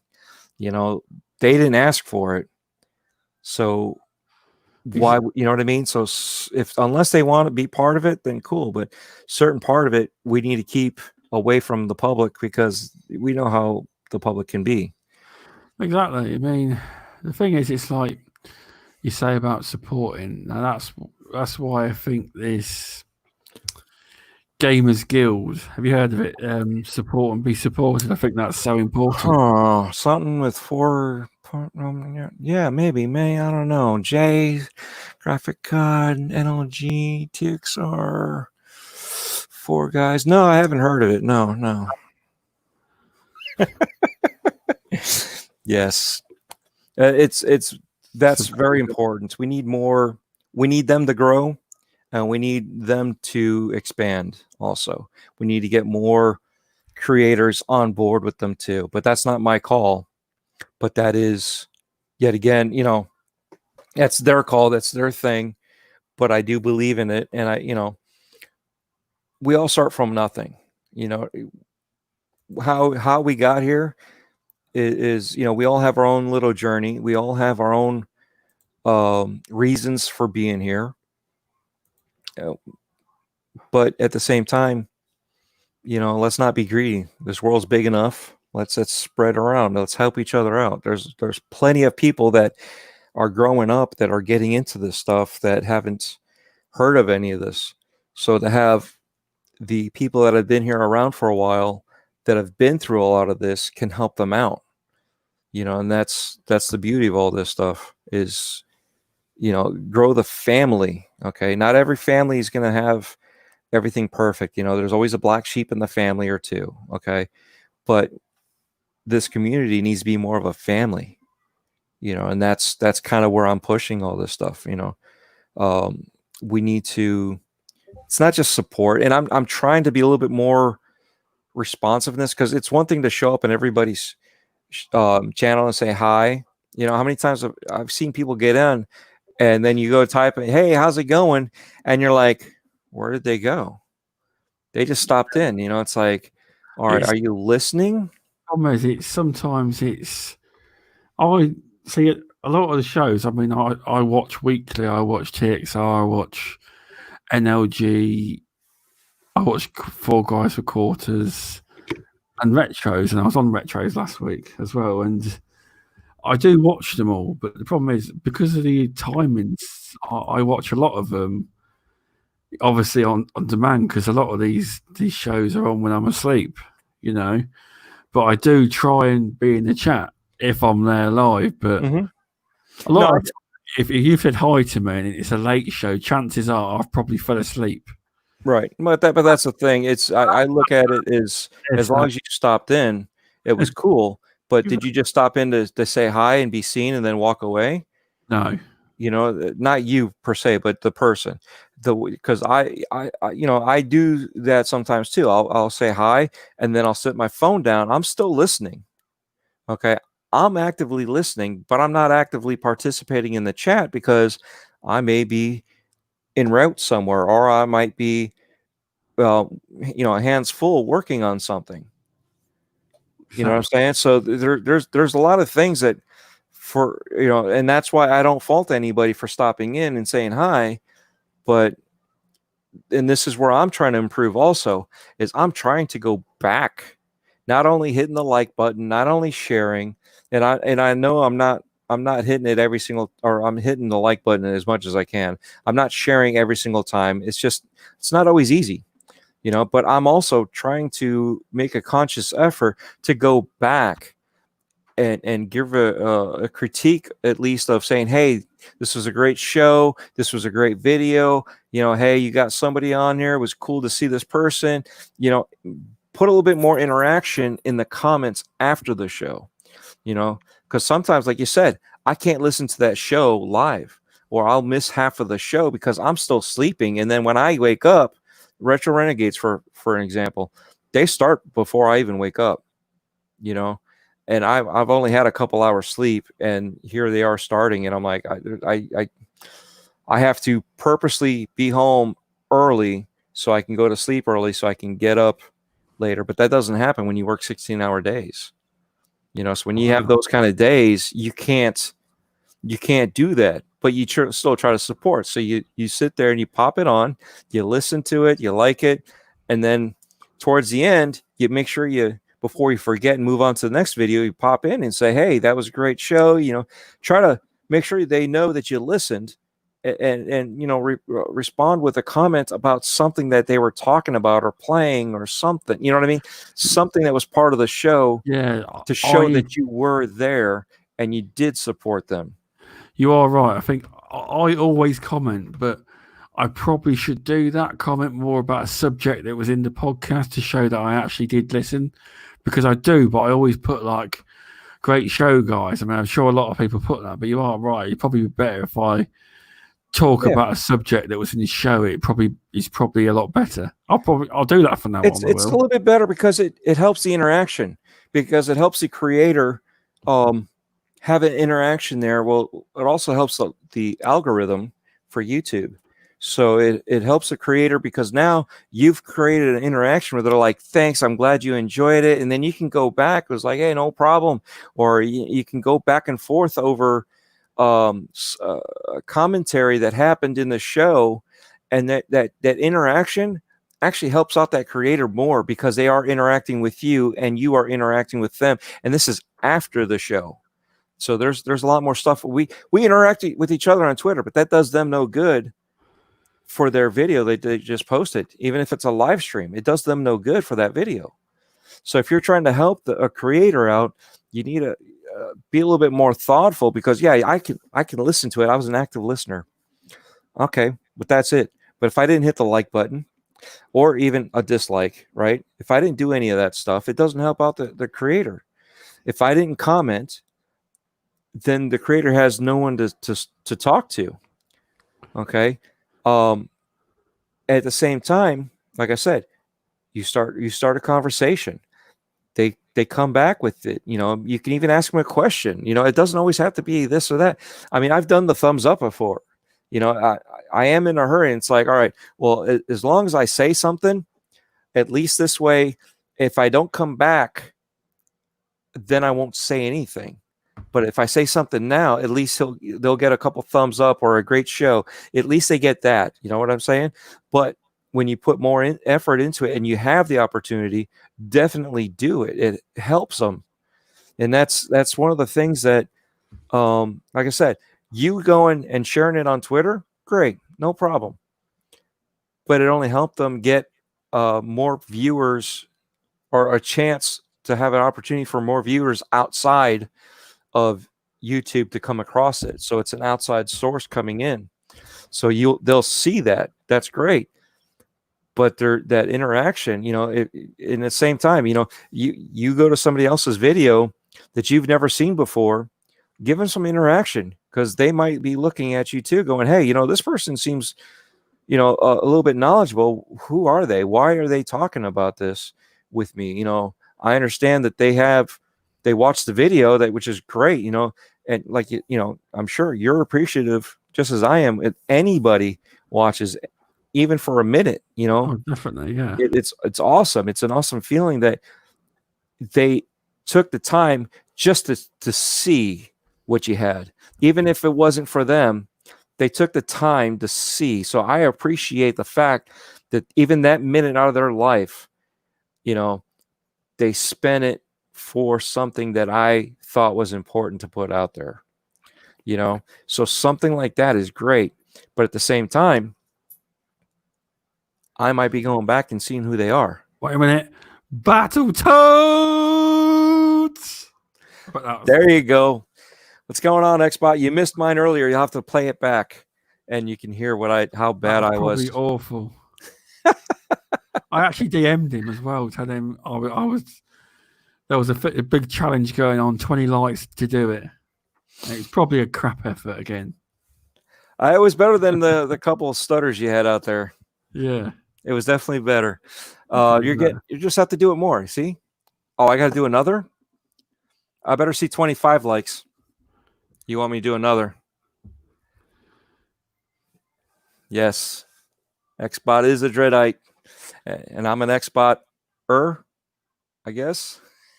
I'm an Xbot 4. What am I? Am I a 448er? 25 likes. Here we go. Battletoads! Was that good? Was that good, Xbot? Welcome, Xbot. Welcome. I hope I did him justice. But no, you are right. I mean, that is the way to help be supported. The problem is it's like you say, it will. I mean, actually, what you're on about is the when you comment on the video and you get engagement. That is actually how I got to know the Respawn guys and how I got into BG4G through Twitter as well. Mm-hmm. How I got to, and that's where I started in getting into the community as such. Because I'm Tyra's from from Respawn Gaming, it was at the time, and I used to comment back on all his videos, and eventually I started a Twitter account, and I got invited into the Respawn Gaming DM, and that is how I made a lot of my contacts, and how I got to know Mayhem, I got to know Tom Wild, I got to know all sorts of people, and it was through like commenting on videos and that interaction. That's how I done it, and that's how I kind of got out there. It wasn't solely through Twitter; it was through engagement on videos, and making a conversation with people. It See, was and that's prime example right there, right? Because exactly. you didn't just go off of one side. I mean, how many creators do we know that we only talk to on Twitter, and we barely get any reaction or interaction with them? And yet, how many creators do we know that we've actually interacted with on YouTube? You get more Exactly. interaction. You You know what do. I'm saying? And because of that, because they're appreciative, usually they will be more responsive on Twitter. You know, it's that whole family community thing.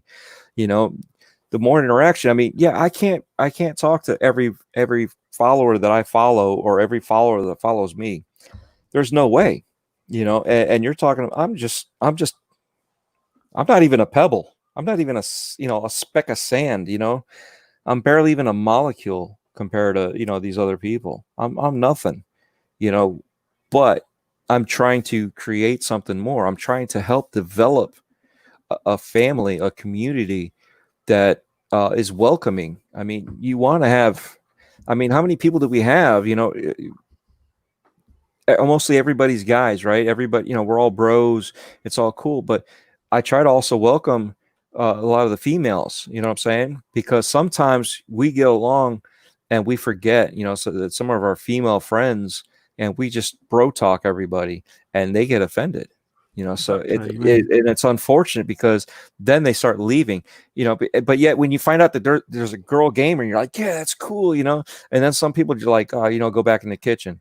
You're like, dude, Yeah, that's not this right. That's mentality is, not. you're just sad because she can kick your ass, plain and simple. I'll tell You you know what one I mean? thing. I've heard Primal on Gears 5. I've heard that she's bloody good at that game. Oh, I like being on her team because I will stay behind her, You'll and not because of that, but you'll win. because That's why. yes, but She'll there's, carry I you mean, through the game. oh yeah, definitely, but that's the thing. It's fun because now you have a different outlook. I mean, um, Primal, for example, right? She's on new show. It's their show, like Yeah. the Gaming After Dark. Gonna plug them here. It's what was it? 10 So p.m. EST, Eastern Standard Time. Okay, so but if it was just Noof talking dirty all the time, he's a pervert. That's how women would look at it, right? Let's be honest. Now, but because Primal's there, she's talking dirty. He's talking dirty. It's okay yeah, because you're right. they're Exactly. not being offensive. They're just talking dirty. Yeah. So it's Exactly. they got the adult humor going on. Yeah, definitely wear So your headphones. You've got kids about. yeah, exactly. There's certain times you definitely don't want your children listening. And there's certain times that you don't mind because it went right over everybody's head. Yeah. And it was just like, I caught that one. I caught that. But that's the whole thing. We need more women gamers. We need more women insight, and we need to be more welcoming. So when people, you got the ones that are Twitch, okay? Prime example, Twitch. You got the titty Twitch streamers that everybody follows and watches, and they don't do anything but show the tatas, and everybody's like, it's like, come on now, it's on a screen, dude. It's not Exactly. real life. She doesn't care about you. You got the one that's throwing a hissy fit that it's only $10. Oh, that was a You know, you, classic. That was. you That was know, she got absolutely attacked, I think. I mean, she to be she fair, gained I mean, followers though. and She then like lost a lot, but she gained a lot too. And it's I like, don't get it. Why oh, follow her? but that's the You know you're mentality. furloughed or whatever. Go out and get another job so you can pay me $10 to sit, or It's a whatever. free service. It is You are jumping on a free service to try to make money. exactly. You're right. Okay, it's a free service. There's a difference there. Um, if you were going and you wanted something like that, she needs to do a what is it? OnlyFans or fans only, whatever that website is that you pay to be like a Patreon, but it's not. It's like more of the risque stuff because that's what they're doing. They're showing cleavage. They're being, funny about stuff like that. Uh-oh. What happened? What did you write? You voted no. I'm just winding you up, Tom. Just winding. No, It's that good was to be a mod. I could see what he wrote. I But that's that's the thing. That, if you want to complain about something like that, you should be behind a paywall like that. Exactly. You are right though, because I mean, Twitch is a free service. Hold on. Oh snap! It's Mel. What's up? Welcome, Mel. How you doing? Mamacita. And neither one of us are Spanish.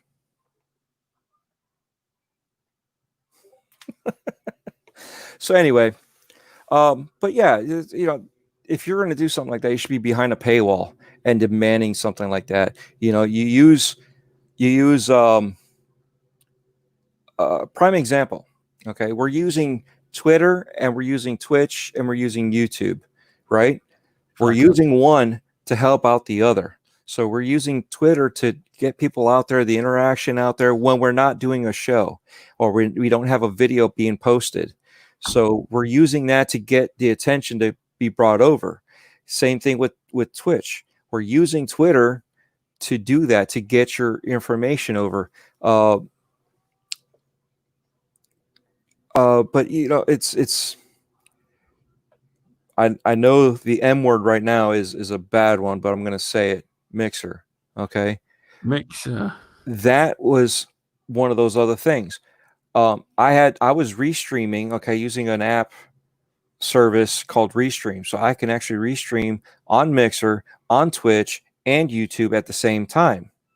Okay. So when it comes to that, I had followers or on Mixer or on Twitter and all that, they found me on Mixer. But then when I was able to throw all those streams out there like that, saying, hey, I'm also on Twitch. And one of the guys was like, it was on Mixer with me. He goes, are you kidding me? You're on Twitch too? I'm like, right now, yeah, at the same time. He's like, all right, I'll be right back. He jumped on Twitch because he likes the way that the format was. He liked that better. So it's a thing that you got to look at how you interact with all the media together and develop it. Okay. So I'm using, and I'm sorry, Mel, I know it's, you just came at the wrong time with this one. Happy birthday, by the way. Birthday, Mel. Hope you have a good one. How's the pizza? Oh, actually, you had ribs, and I showed off the pizza. So, but anyway, but that's the whole thing. You got to figure out a way to get that interaction between the two to get the information. So that way, I mean, we switched over to Trovo. Okay. So I know there's a few creators over there, myself, Woomy Hood, Fork Boy, and I believe Mel's over there too. Better than D Live, because everyone talks about D Live, but if you look into D Live, they all say, "Oh, if you want to make money, it's the best." But I've looked into it, and I believe they take more percentage off you than Twitch does.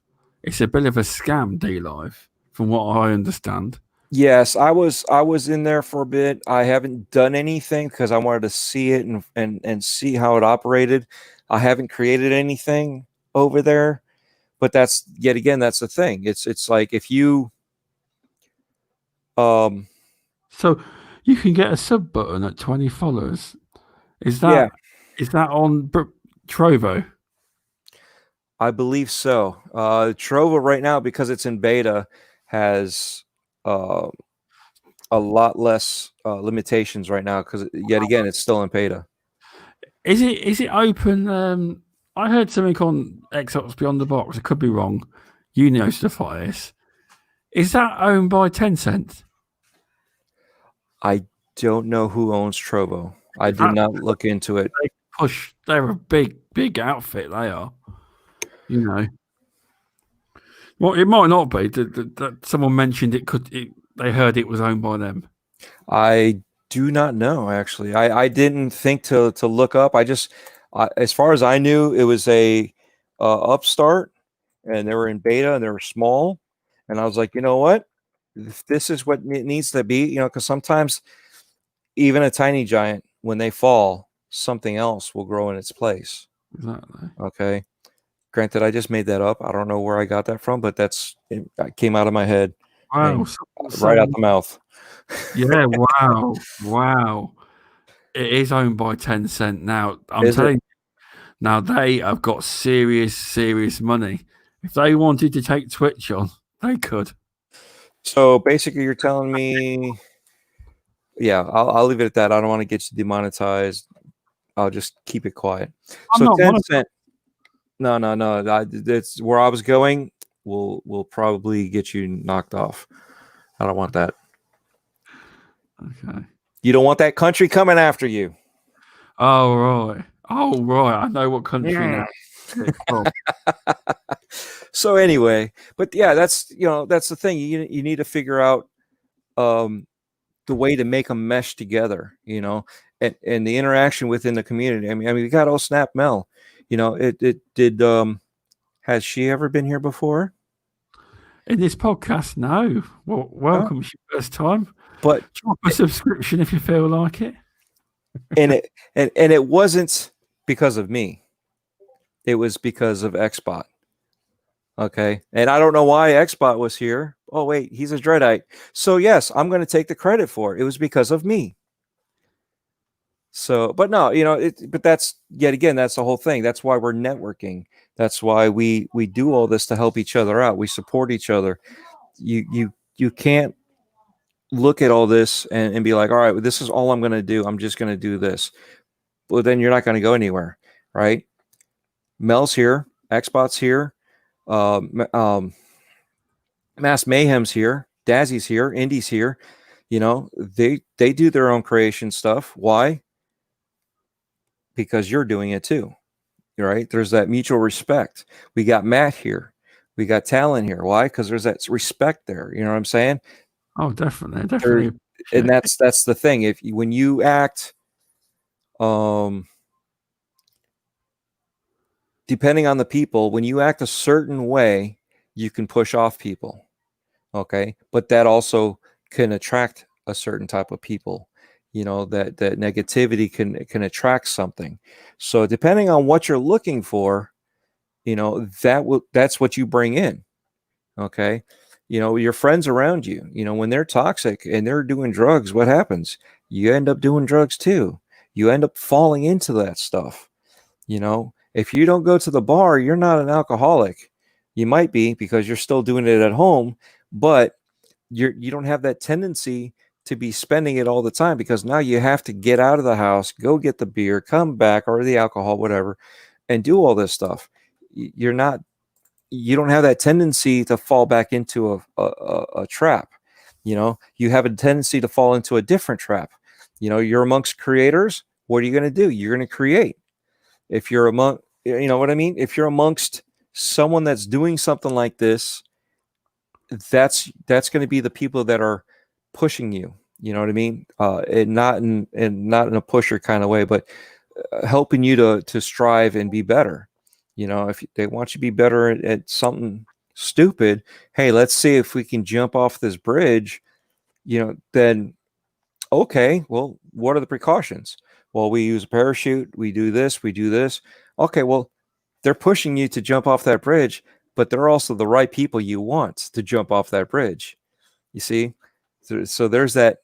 Yet again, you have to be around the right people, because you can have an idiot be like, oh, yeah, I do this all the time. I just, throw the backpack out there and here we go. Well, that first day that he shows you, he's not paying attention because he don't give a rat's ass. Right? So he'll throw you out there to the wolves, and then you're a lump at the bottom of the bridge. You know what I mean? So you want the right people around you. So you have to pay attention to who's around you. You have to pay attention to all this. And that's what this whole community is about, is creating that welcoming factor, and at the same time helping others expand and grow. Yeah, exactly. You're right. I mean, that's the thing. It's all about supporting each other, and it's kind of a progression, I would say. in building with the community, because like the reason 17 people was in here is because of you. No, 16 people. One just 16. left because of me. Oh. But no, it's all. I understand what you're saying. That's how you kind of build communities, because there's a lot of people. I mean, I do feel sorry for the people that have had mixers basically shut down because they've spent all this time building communities, And now it's gone. I do right. And feel for those are the people. people we need to follow right away. As soon as they find where they are going to reside. And right now it's still a trial and error thing, because you may want to go to Twitch. You may want to go to Trovo. You may want to do YouTube gaming or even Facebook gaming. But wherever they're going, we need to kind of follow them back. We need to follow where they're going and make sure that we can get more people there, because they worked hard to where they were to get thrown under the bus like this. And I know Xbox listening. So if said company were to tell their streamers that, hey, we're going to shut down in a month, just to let you know, before they let the world know, you don't think said streamers would flip a lid and spill the beans? Because none of them would keep an NDA. There's no way. Especially, and that's how companies are. You're told, hey, tomorrow morning we got a meeting. Why don't you come into the office for the meeting? And they'll call in however many people, but they won't tell those people that we're laying you off. You know what I mean? That's the way companies work. Corporate America and corporate world basically is like that. They won't tell you, even though your boss knows for months that he's got to go through and filter out the top cream of the crop, but at the same time figure out who's not being paid as much and keep those people and get rid of the top people that are paid, right? So he's got to know for 6 months and go over the numbers and know that, let's say out of his 10 people that he's got, that 5 of those people aren't going to make it. And he's got to sit there because he can't say nothing. He's not allowed to, or she, you know what I mean? They're not allowed to do any of that stuff. And that's where people forget and their feelings take over. Corporate world doesn't care about your feelings. No, they don't care about nothing. They only care about the numbers. Okay. You're just a number. That's all you are when it comes to most of these places. You're just a number. So when it's time to cut the cord, they're going to cut the cord. And it doesn't matter who's on the other side. It is what it is, and you can't tell everybody, hey, I'm going to cut the cord. You don't think everybody's going to be frantically trying to climb up that cord or climb up a different, vine to get to there to spread the word. Hey, this is what's going on. It's and that's the thing. We got to remember, they don't care. As much as they say that they care, there are those in power that don't really care. They're just looking for their butts. That's what they care about, is their numbers for their superiors. Okay. They do care enough for certain people, or if they do care about the community, they care enough for that. But yet again, they're being held back, because if they say something, they're gone too. So you got to remember, some people do care. The company doesn't care. It's true. It is, definitely. What's up, Jago? What's up, Jago? How you going? Thanks for stopping by. But that's, and that's the thing. That's why we have to, yet again, wherever they end up going. Right now I know it's a testing battlefield of where, where we're all scrambling out to. Some of these sites might work for us, some of them might not, So we got to support those people. We got to follow them and get the message out that, hey, if you're looking for so-and-so, they had to change the name, or they had, they're here. You can still find them under this name and this location, and even if it does not become a permanent location for them, at least get them to see if it's worthy of them staying there. You know what I mean? There's nothing worse than trying something new and nobody there that will back you. You know what I mean? And it's like, Oh, no, exactly. you got to be kidding me. You know, and in the meantime, everybody's at the other place and they're like, oh, I'd do it. But you didn't. You didn't. You said you would, but you didn't. Exactly. You are right. You know. So do we have what's the second question for the interview? Yeah, exactly. Yeah. Was it right? Second question? You only asked one? I asked, so far I asked, yeah, that is the second one. So what do you ever plan on doing a podcast, do you think? I have been asked many a times. Let's go with the first part. Okay, it's going to be a two-parter. The first part is I've actually been asked to be on some shows. Okay, and yeah, with the timing of the shows doesn't meet what I can do. Ironically, last week I was on quite a few shows for the past couple of weeks, and it was just timing was perfect. And I usually try to, when I go on vacation, I try to time it like that. But with the cutbacks that we're having right now, even my company laid off 10,000 people.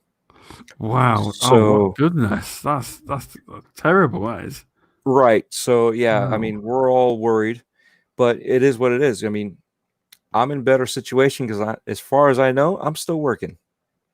That's You know, good to hear. so but that's, you know, I feel bad for those that are gone, but you know, we gotta remember, we gotta help out our friends, right? But at the same time, Exactly. I can't help out those friends because I have to think for myself. I have to make sure that I keep working.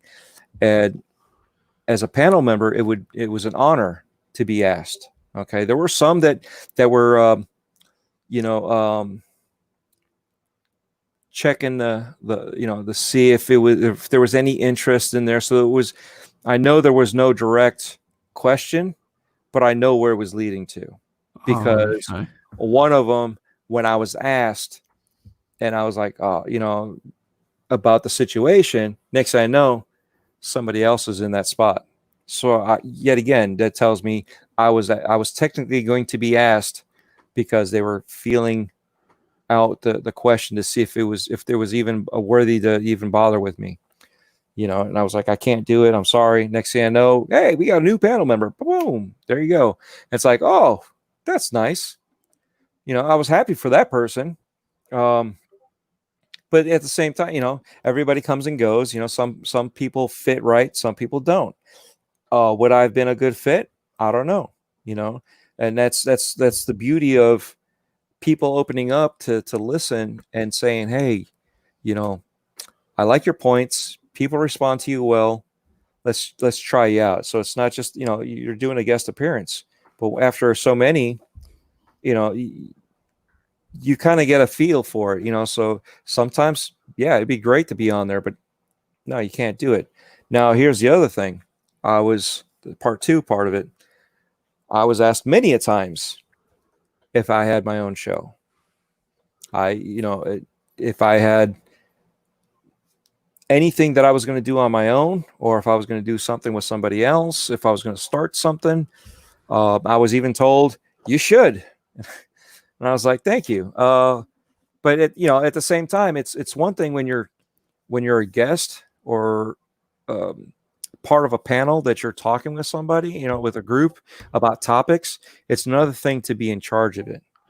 Yeah, okay. I do agree with you. I mean, even though my podcasts are one-on-one, which I prefer, to do a panel of people is a bit. I do sometimes do after shows and with a panel, and it is doing the whole podcast thing is a pressure.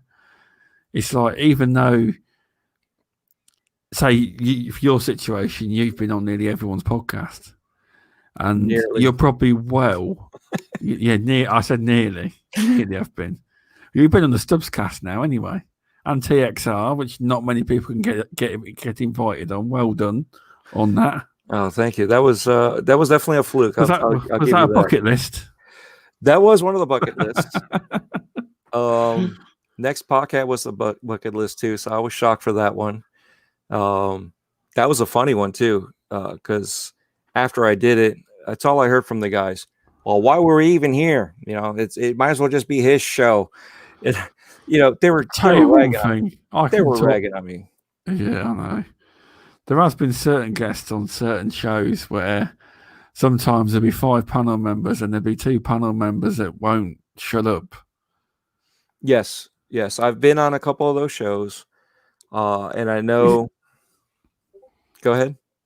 You got to try and let people get their words in, ain't you? Yeah. Well, that's the thing. Sometimes, trying to get a word in edgewise when 2 of them are just heated on over a futile argument. Okay, neither one is going to win.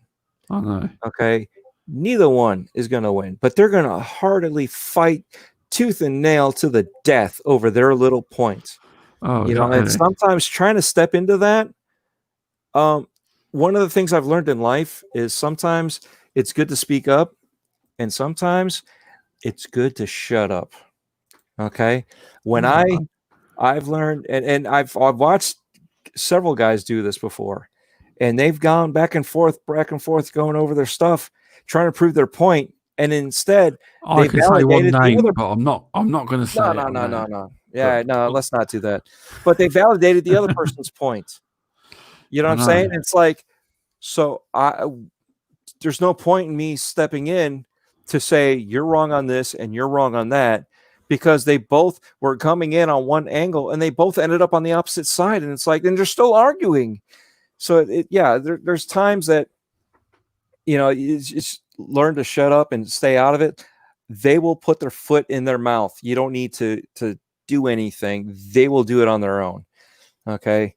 But yet again, this is being a guest. Okay. You can't really step in with a panel member. I mean, stand up for yourself. Don't get me wrong. Do not let anybody walk all over you. Stand up for yourself. Make sure you're correct though. Don't say that, something that's not factual. I mean, if it's an opinion, it's an opinion, but stand up for yourself. Okay. Now you're just a guest, but when you're in a panel, you have mutual respect for everybody else. You should also pay that respect for the guest. Okay. It's not your show. It's the guy whose show that you're on the panel.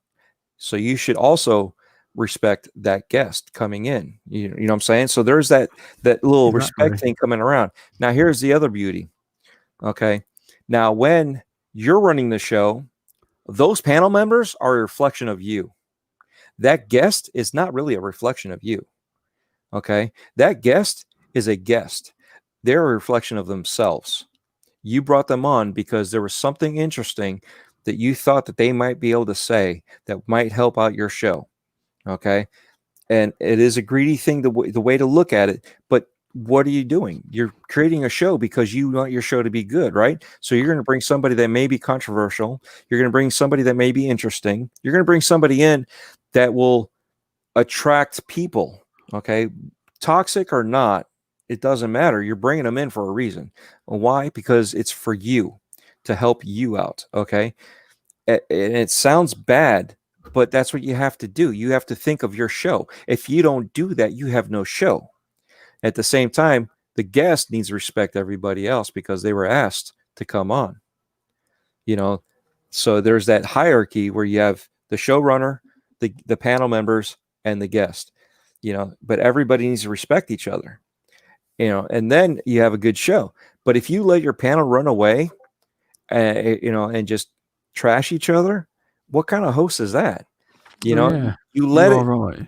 You let it go to a certain point. Let them get their spots out. But if they're just going back and forth and you're not going anywhere, you're wasting time. So let's stop the bus, put the kids back in the seat, and start it up again.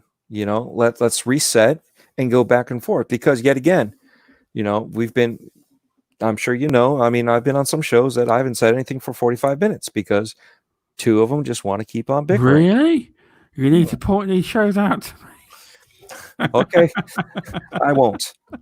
But that's the thing. You know what I'm saying? It's like, It makes for a good show, depending on how you want your show. Yeah. There are some shows that I've been on.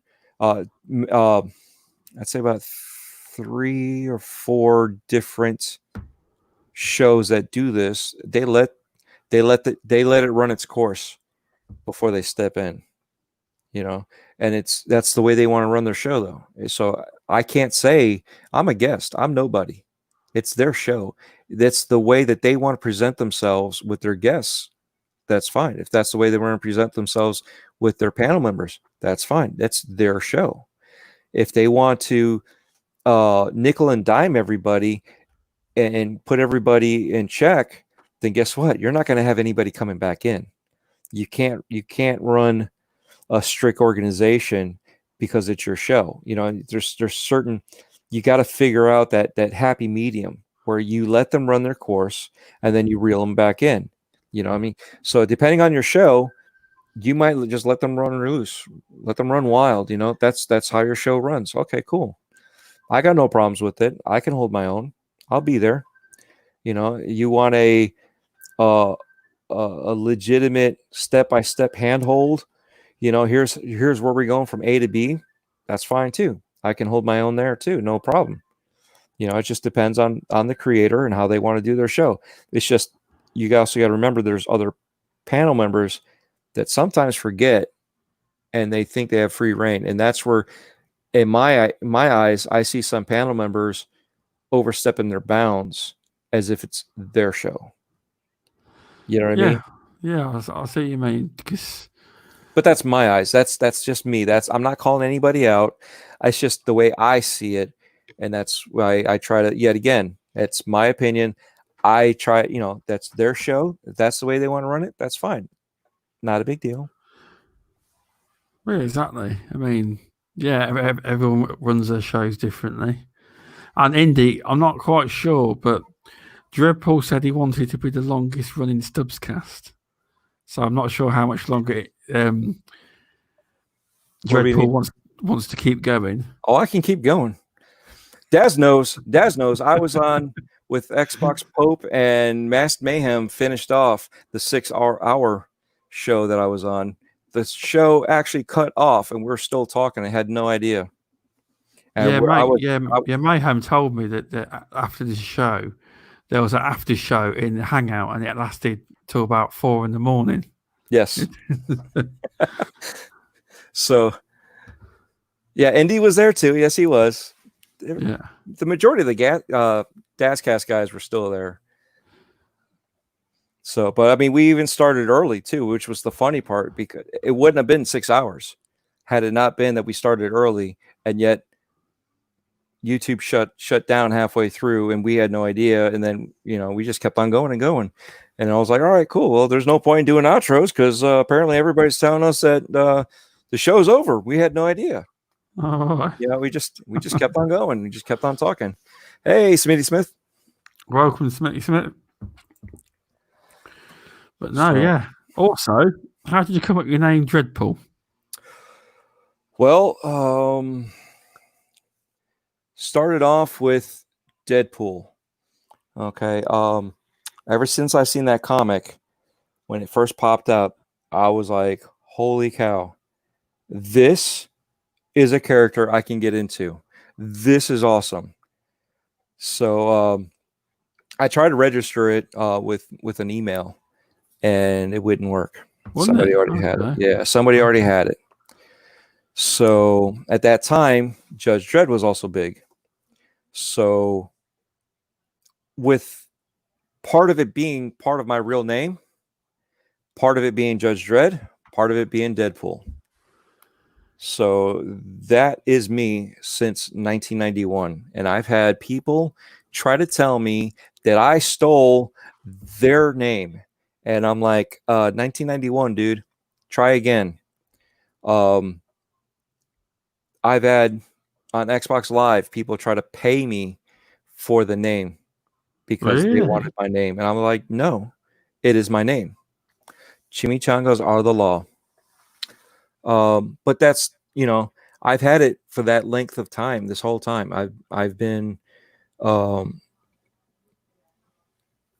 I have the box sitting right here, right next to me. Give me a second.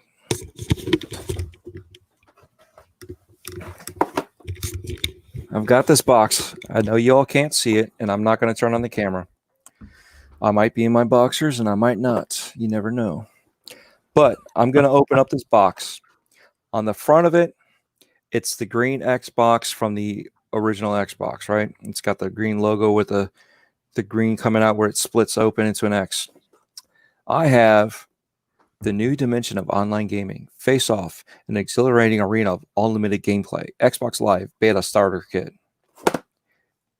Right here. I've been beta testing Xbox Live, and I have the disc here. Let's see here. What disc is this one? Oof. It's been a while. Everything's stuck to it. Not because of that, Daz. Oh, that's a different one. Okay. But anyway, I've got the beta disc here with the Xbox Live. And what's this disc here? Try to see here. Trying to keep you going. Microsoft, THQ.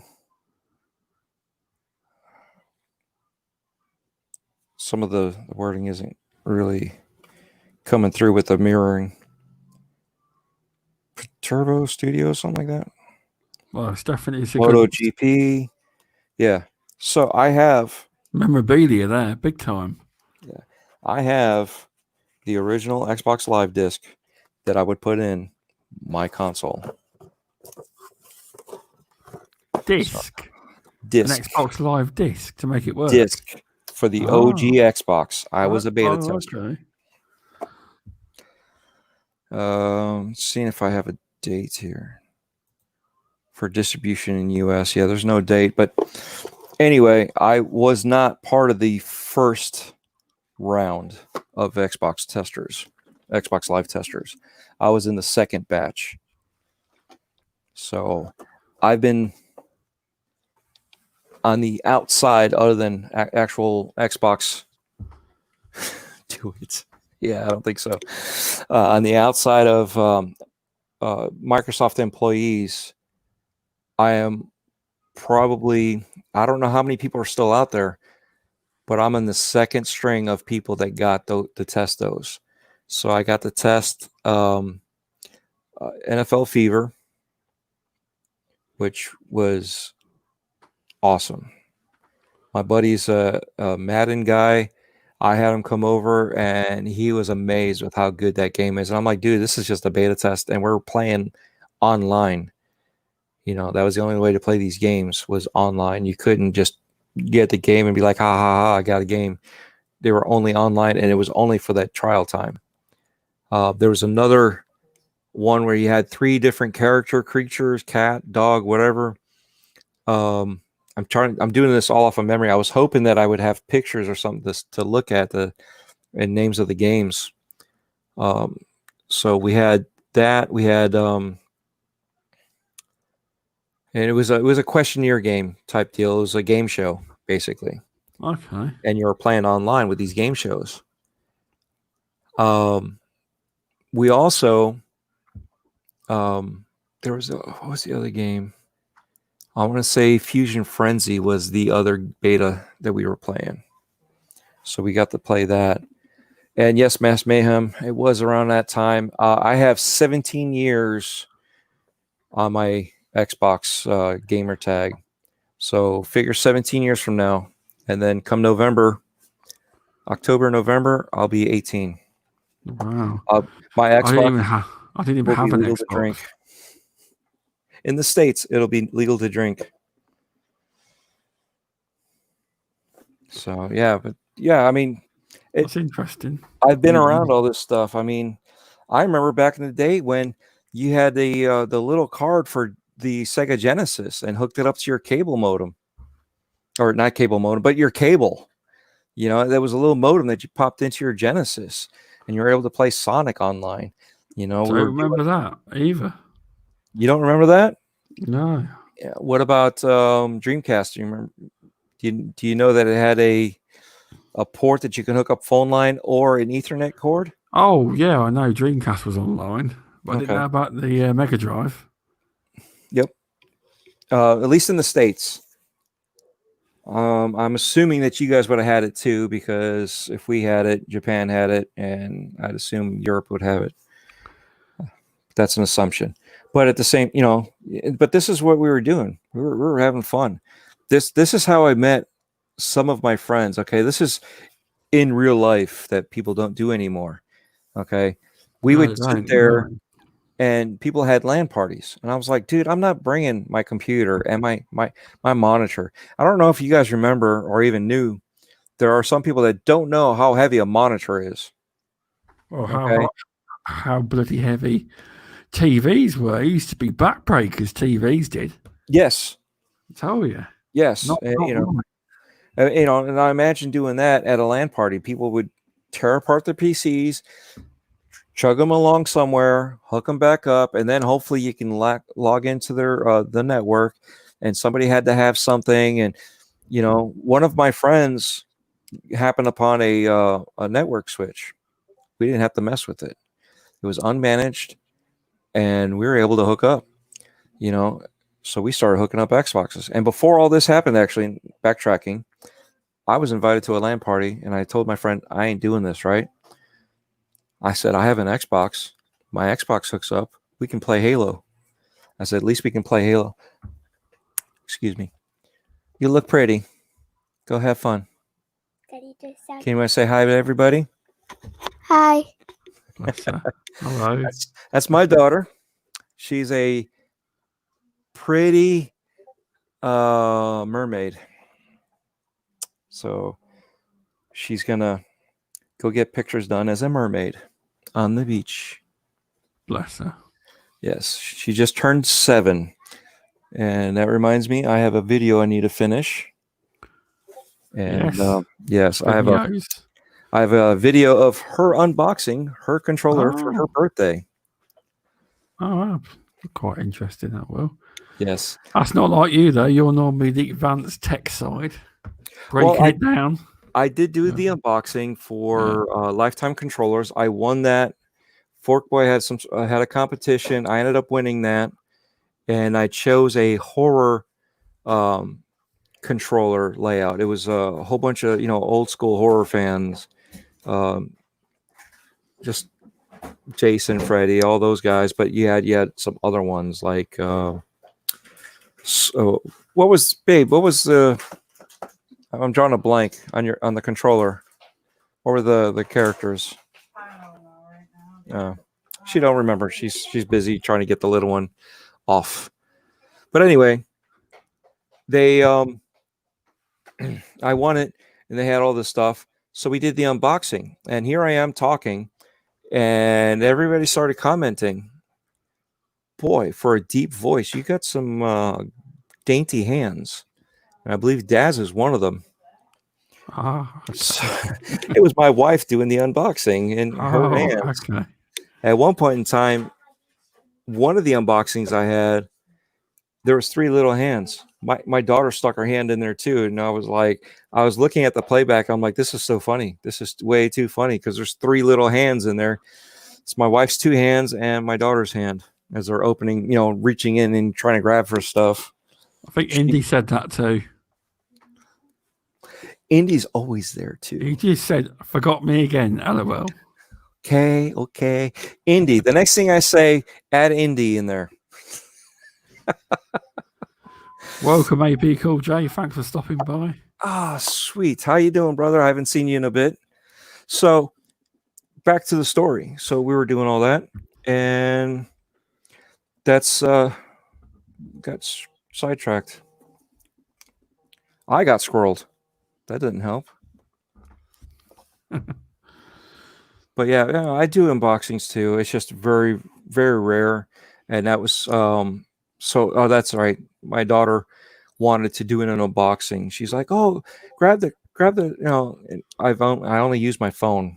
So that's how I'm doing everything. Okay. So yet again, use what you have. If you don't have a microphone, use something that has a mic on it, even if it sucks. Rehashing back to Boom's first show that I was, or not Boom's first, my first show that I was on Boom's show. Okay. use whatever you have. And that's what I have. Is I've got a camera phone, and that's what I've been using. And then you got to use the computer. I have an 11-year-old computer that I'm doing all these videos, which once, depending on how much, what I do and how long it takes me with all the setup that I do, the more advanced I'm learning stuff, the slower this thing gets. The last video I did was like a half-hour video of a group of us playing. All right. We all know Noof. Yes, He's got the community game nights that is going to be happening in about an hour and a half from now, where we all get on and either play on Xbox or we play on PlayStation. And so I was having a hard time streaming the game night. I actually had to go on Mixer and stream it that way to collect that part of the video, download it. And I didn't do any editing. I just, put an overlay on there. Still took me 5 hours just to do the rendering, and then I had to upload it.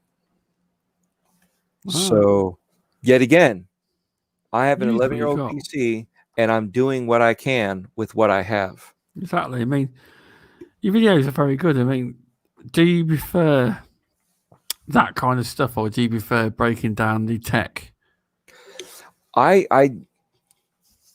Because you do it very well. Thank you. The gameplay is just, is easy. That's easy stuff. You're already playing. You know what I mean? So when you're doing stuff like that, it's not as hard to do. But when you go back over and you want to add stuff like the overlay, the last one I had was the overlay. I had Graphic God actually create an overlay specifically for streaming. So I was like, all right, well, let's test this out. So if I'm going to do this, let's do this. I technically streamed it. It's not live, but it was. All right, let's do this. Oh, dude, Max Mayhem, I appreciate that. I'm nowhere near that. We need to get you 200 subs. That would be awesome.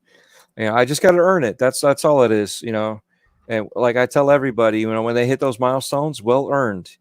I just haven't earned that 100 yet to do that. And I hopefully with you getting me exposure, I'll have earned those other numbers that I needed to at least get to 100. That would be great. Hopefully. I appreciate that, guys. But yet again, that's, we got to earn this stuff. You know what I mean? You can't just expect it. There are some people that have a couple thousand and haven't done one video.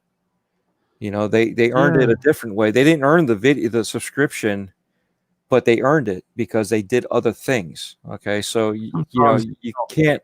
It's not that. Sometimes people go into people's comment sections, going, "Can you sub me? I'll sub you back." And that's how they do it. Sadly, that's a way to get instantly blocked. But you can see it's fake because you go on a channel, they've got 1,000 subs. They've got about an average of 5 people watching each video, so you can see it's sub for sub. Mm-hmm. But that's where you get blocked. Exactly. I'll do it too.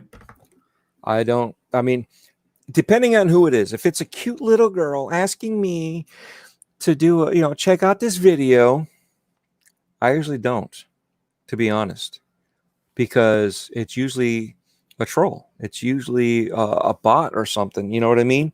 I've actually found the same guy that told me, hey, check out my video, I went ahead, I checked it out. I was like, all right, cool. I'll follow you, but I didn't sub to him. Okay. Yeah.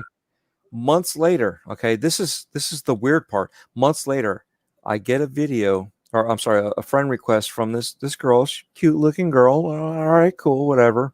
Can you follow? Thank you for the follows. I always make sure I interact with everybody that follows me. They took the time to follow me for a reason. I'm going to take the time to thank them.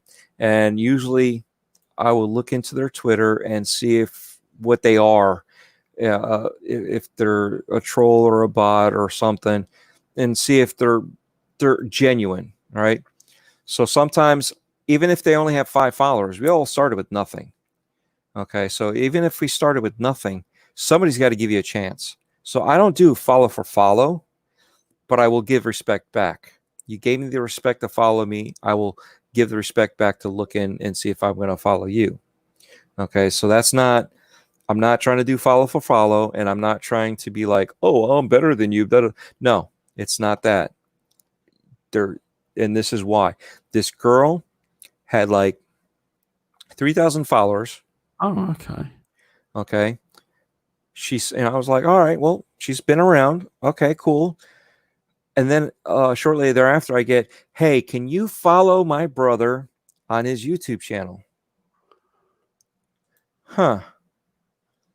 I'm looking and I see, oh, that's the same guy that asked me to follow his YouTube before. So I blocked them both. Sorry. I'm sorry. It's just not. It's not going to happen. You know what I mean? I will give you the opportunity.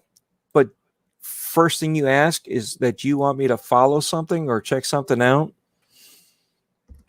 Skeptical, and as well as anybody should be. There's too many robots out there. There's too many fake accounts out there. There's too many, people acting like other people. There's no way that you're going to get every interaction from these people. I'd rather have interaction, but I'm not going to sit there and say we know a couple people, right? That will follow you, and when you follow them back, if they don't get any interaction, they immediately unfollow you. But you don't know that because you're still following them, so you're getting interaction. But you're not getting the interaction they want. You know what I'm saying? So it's like, oh, you want to play the shady game? No, I don't think so. You know what I mean? I don't do this. It's supposed to be building up a community. So if you're going to follow, yet again, I will respect you back and follow, but I'm also going to look into it to see if you're worth the follow.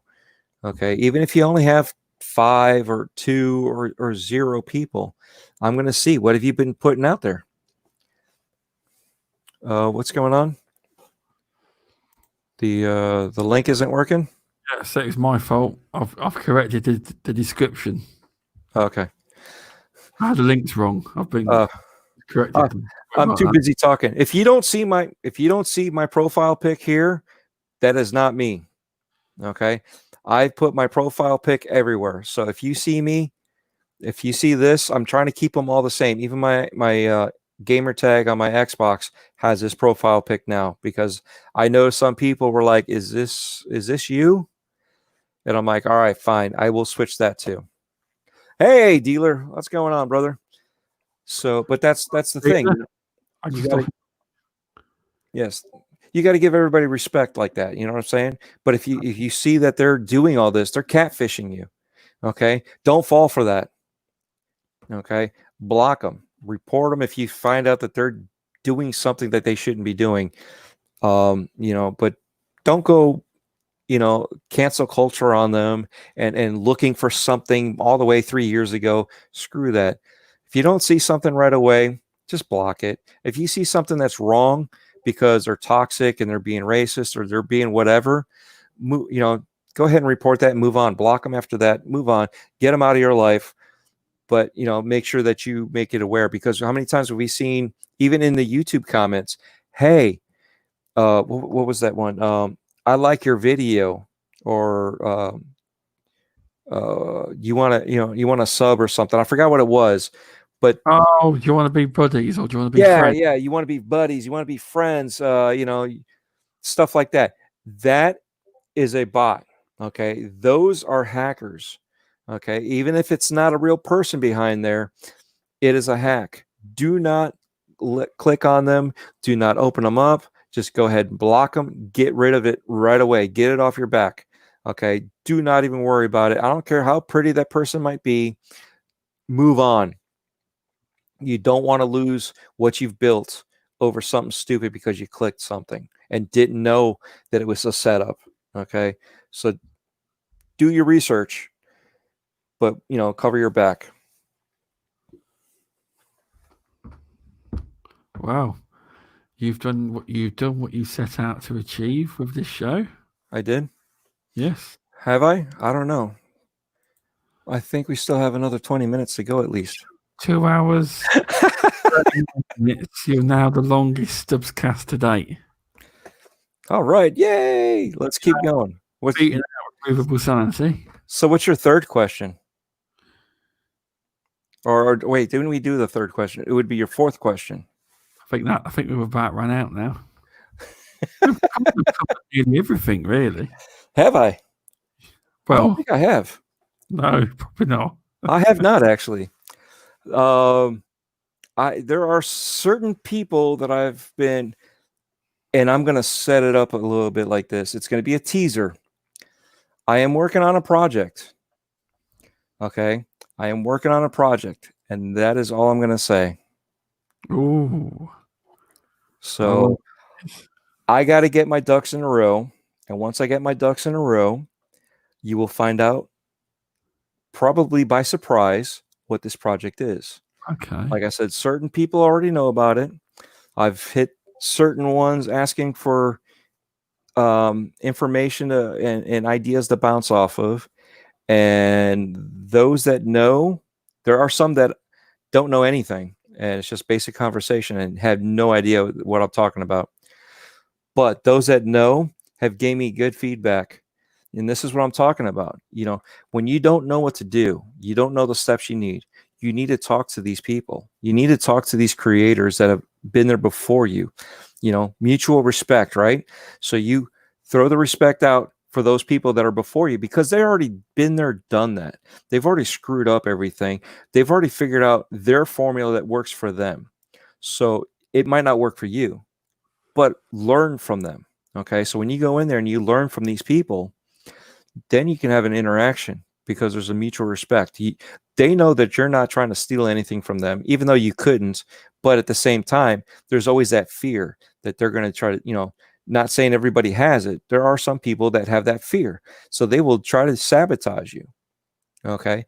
So you got to remember who you're talking to and be mindful of that too. But there's that respect there. When you got a creator that's respectful enough to give you respect too, they're a good person to talk to. They give you good advice. Listen to them. Okay. So you go from there and you develop these friendships. Like I said, we all talk in the background. You know, what you see here is just the face of it. There's a lot more going on in the background. We've been talking about doing this for months. You know, it's just, it had to line up right. We didn't know when it was going to line up, but today's the day. Well, exactly. You know, I know. We talked about we've been talking about it for months. We have. Yeah. And I even said, I'm joking. Not with me. No, well, you know, not the teaser, but doing the show for months. But at the same time, the what was I getting at? When you learn from these creators, right, you're gonna want to get the feedback. Okay, we talk in the background because we're bouncing ideas off each other. There's a camaraderie there, right? There's a family there. We all care about each other in that aspect. We all want to succeed. We all want the others to succeed. Because if we all fail, or one of us starts failing because of something, guess what? That transcends down to us too. Because then obviously if they listen to our ideas and it failed, what was good about our idea? It might have been good for one person, but yet you're giving this idea or this concept out to the whole world. This is what I do, but it works for nobody but that person. How many streamers? How many streamers are out there that only stream games? They only stream a gameplay. They have nothing going on. They're boring as hell. But guess what? They've got a following because they built that following. But that's what they do. Now, can anybody do that? No, not anybody. No. And now people have moved on. But at the same time, those streamers still retain those numbers. They still retain that loyalty. Okay. So for that streamer to say, this, just stream the game, you know, just do Fortnite, prime example, right? Stream Fortnite. You'll get the numbers. No, you won't. No, you may get the numbers, but you're gonna be fighting tooth and nail. Where when he did it, the Fortnite was still up and coming, so there wasn't enough to fight against. Now everybody's streaming it, right? Nobody likes it. Nobody likes the game, but everybody's playing it. You know what I mean? Everybody's streaming it. Everybody's watching it. Nobody likes it. You know, we all complain about the building, but guess what? There's people that actually like it. Are they going to move on from their favorite streamer? No. You got to come up with something different. This is what you've done. You've come up with something different. You're not just a standard interviewer like these other guys that they go there and they're like, hey, Mr. Bill Gates, and so let's talk some numbers. And no, you're not doing that. You have a different personable aspect of about the way that you do your interviews. You know, you let the guests talk. I mean, sometimes you let them talk way too long, and I have no idea why I'm still rambling, but you let me talk. Exactly. You know, and that's the thing. You listen and you grow from the communication. Some of them have an agenda that they sit there and they talk to one person for this, and this. You know, I'm not a creator, as in a developer, where I'm making a game and you're interviewing me for this said game, because that interview would be completely different. You know, and when you do, hopefully you do get to that point where you do decide to move on and help out for other, you know, and branch out, you know, that you will have the knowledge that you've learned from this and apply it to there. Because, you know, have you ever heard of a guy named Nardwall? No.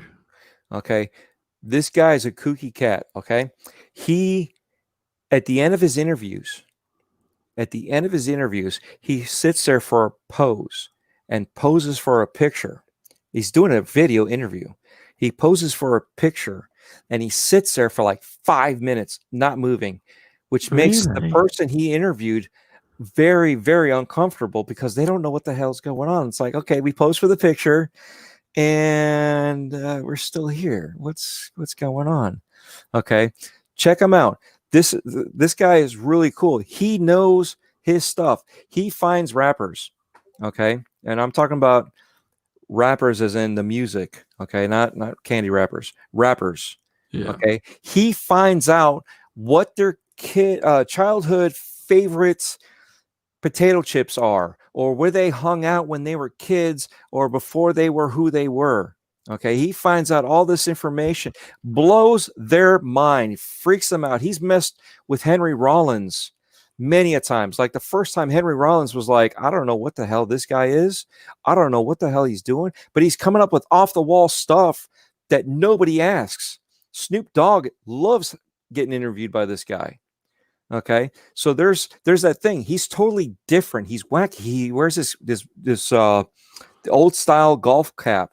You know, it's a big old flat cap thing, and he wears like the weirdest clothing, and he stands out like a sore thumb. He interviewed Wu-Tang, and he started bringing them. Okay, and this is the funny thing. He brought them posters from the old martial arts movies that they used to watch. He's like, okay, this one's for you. And they're dying. They're like, holy cow, where did you know this? How did you know this? You shouldn't know this. You know what I mean? These guys that he's interviewing and he's going over this stuff. And then he would lay out like a line or something and be like, this, and this. And then all of a sudden they're like, whoa, how did you know that? Because this was something that when I was in a group back before I started this, I was in this group. You know what I mean? He does so much research and he messes with these guys so bad. But in the end, it's a great interview. It's funny to watch these guys like freak out and watch this stuff. But that's where you grow. You know, everybody's different. You know, if he were to do that to Bill Gates, nah. You know, Sean Layden, nah. He could do it, but you know, there's a lot of research there that he would have to do. And he does a lot of the music scene, so that's why he's up to date when it's you know going on. But this is why, yet again, you branch out, you learn from what you have, and you watch other people's stuff. You watch what they do. We watch the indie gamer, right? Why? Because he's got all the indie games that he goes over. We watch him play some of this stuff. We watch his reviews. We watch Dealer. Why? Because he puts clear-cut videos. They're crisp. They're clean.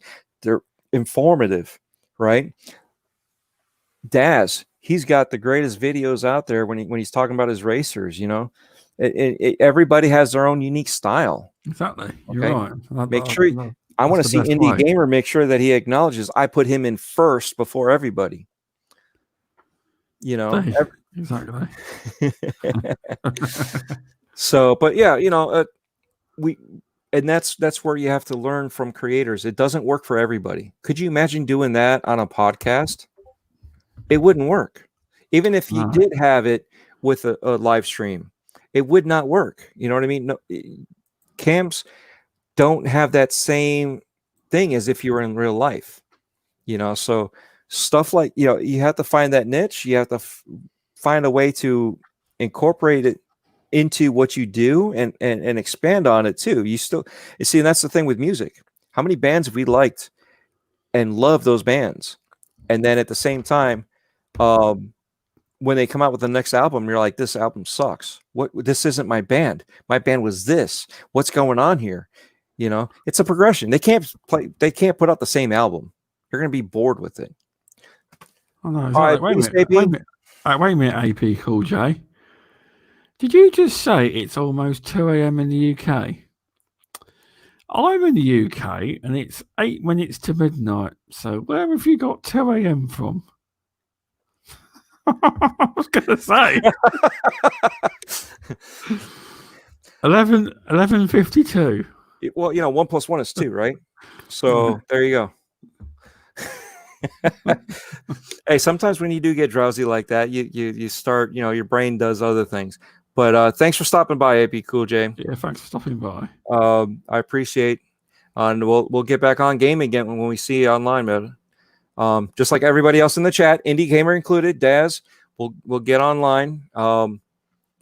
While I'm on the topic, I did mention it earlier. In about an hour, Noof has a Titanfall 2 community game night, basically, in Titanfall 2. As far as I know, nothing's been changed. So everybody's welcome. Whoever wants to stay up past 2 a.m. or even 11 p.m., more than welcome to swing by. Look for Noof. I'm going to try to be on myself too, so definitely look for me too.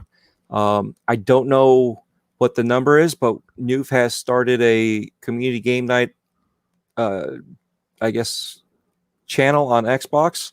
We got 40 members so far. So if anybody wants to join up, and then this way you can be a little bit more informed.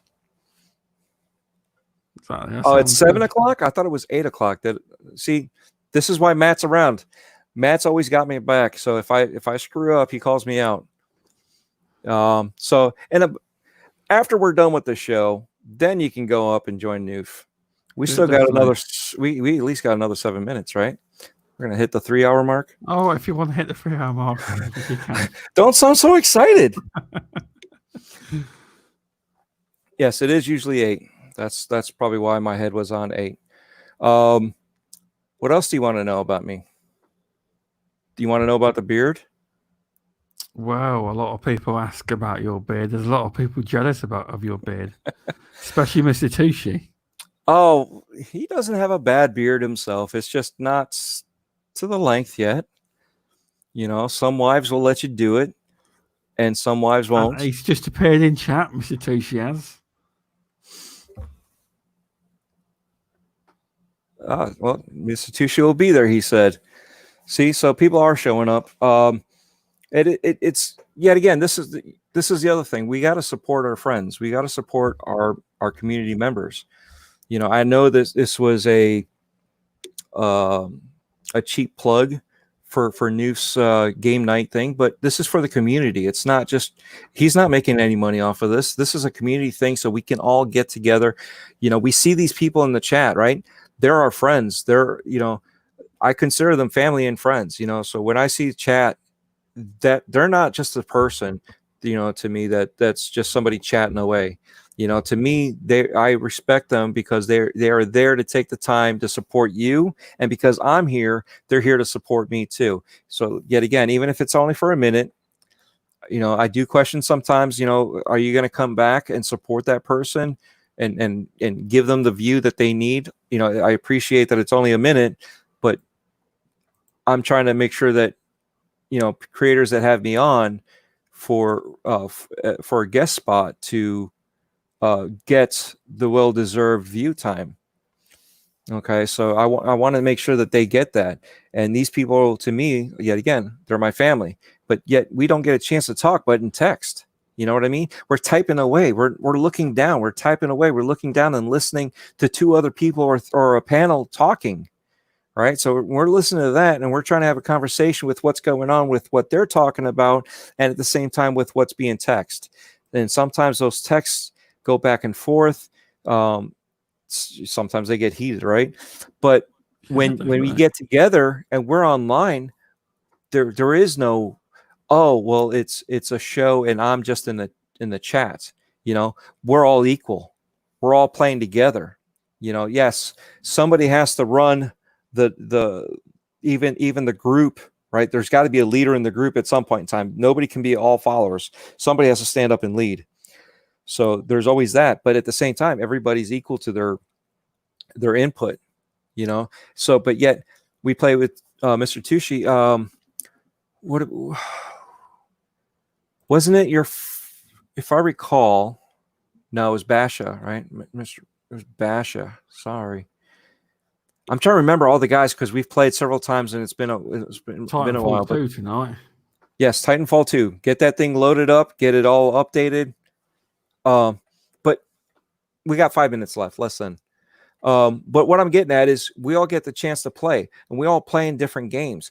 We got guys that played that never played Rocket League, right? Some people know it as soccer cars, but they never played Rocket League. They would never gave it a chance. But because we played it as a community, they loved it, and they were actually kicking our ass. You know what I mean? They were playing better than the guys that knew how to play, which is always funny. That's usually my thing is I'm the new guy playing something and everyone's like, wow, you're great. And I'm like, no, not really. Once I get to learn how the ropes, I'm pretty average wherever I end up being. But that's the thing. We get to interact. We get to talk to each other and get to know each other. You know what I mean? So it's not just ta. What do we do on Twitter? Do we talk? It's all on interpretation, right? It's interpretation. Yeah, we're on Twitch, we're on Trovo, we're on, I won't say the M word, but you know what I mean? We're on all this side of it. It's a one-way street. We have to look at the chat to provide them that two-way street of interaction. And I know a lot of times I don't look at the chat because I'm busy concentrating what I'm saying. And some of the guys do the same thing. So it's like, there are some certain creators I'm really impressed on because as they're talking, I'm seeing them type. So I'm like, is it because they're on a delay or are they still typing while they're talking? Because that's a little hard to do sometimes is you're on two different subjects and I can multitask, but when it comes to that part of multitasking and communication of typing and texting, I will get them mixed up. So that's why sometimes I'm in the chat. Hey, and that's why I try to welcome everybody. We welcome everybody as they come in, make them feel special because they are special to the show. I'm the norm. Definitely. Or not the norm. Is it Norm or is it the other guy? Norm. Cheers. So we got 2 minutes left. I'm looking at the timer. Well, I reckon that was a great show.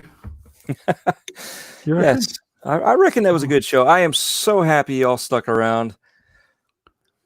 Hey, PJ. Yeah, definitely. So, do you want to tell people where they can find you? Yes. Let me bring up my little cheat sheet because unlike most people, I don't have all this stuff memorized. I don't do it by memory. I try to do it off the top of my head, but I want to make sure I'm factual. So, where you can find me for the next month on Mixer is Dreadpool. After that, you will find me on YouTube. You will find me on Twitch. You will find me on Stadia. Okay, so we'll go down the line. Twitter is Dreadpool. The O's are actually zeros. YouTube, just look up Dreadpool. And I know you shared the link. It's that funky link because I don't have 100, so I don't have the name yet to lock it down. So it's all caps, all letters. Just look that up and you'll find me. Look for this icon and you will guarantee find me. My gamer tag is Dreadpool, all caps, all letters. Same thing with Stadia. And I know people don't like it, but guess what? I get free games. and I'm liking my free games. I don't play it as much as I want to, but I like it. On Twitch side, it is because somebody took it, and I'm not going to sit there and hound them asking for my money or their money, whatever. The real Dreadpool, okay? The spaces are underscores. So the real Dreadpool. And as always, my DMs are always open. Anybody wants to talk about anything, I'm a good listener. I may talk, but sometimes I might not know what to say. So if you want to talk about anything, we can talk. And that is the 3-hour mark. Yeah, definitely. Yeah, thanks. That was a really good show, to be honest. I really enjoyed it. It's very good, and everyone seems to have enjoyed it. As if they've all, most of them have stayed about to have a listen. And that's why I love them all. Exactly. You've broke the record anyway. I want to make sure I broke the record that no one wants to ever break again. Exactly. Thanks for coming on, and thanks for everyone to stopping by and dropping likes and comments and having engaging chat. Seems that I've built a little community here with the Stubzcast, and it's only getting better week by week. So I would like to thank you all for stopping by, and I'll see you all next week. Thank you all. Thank you.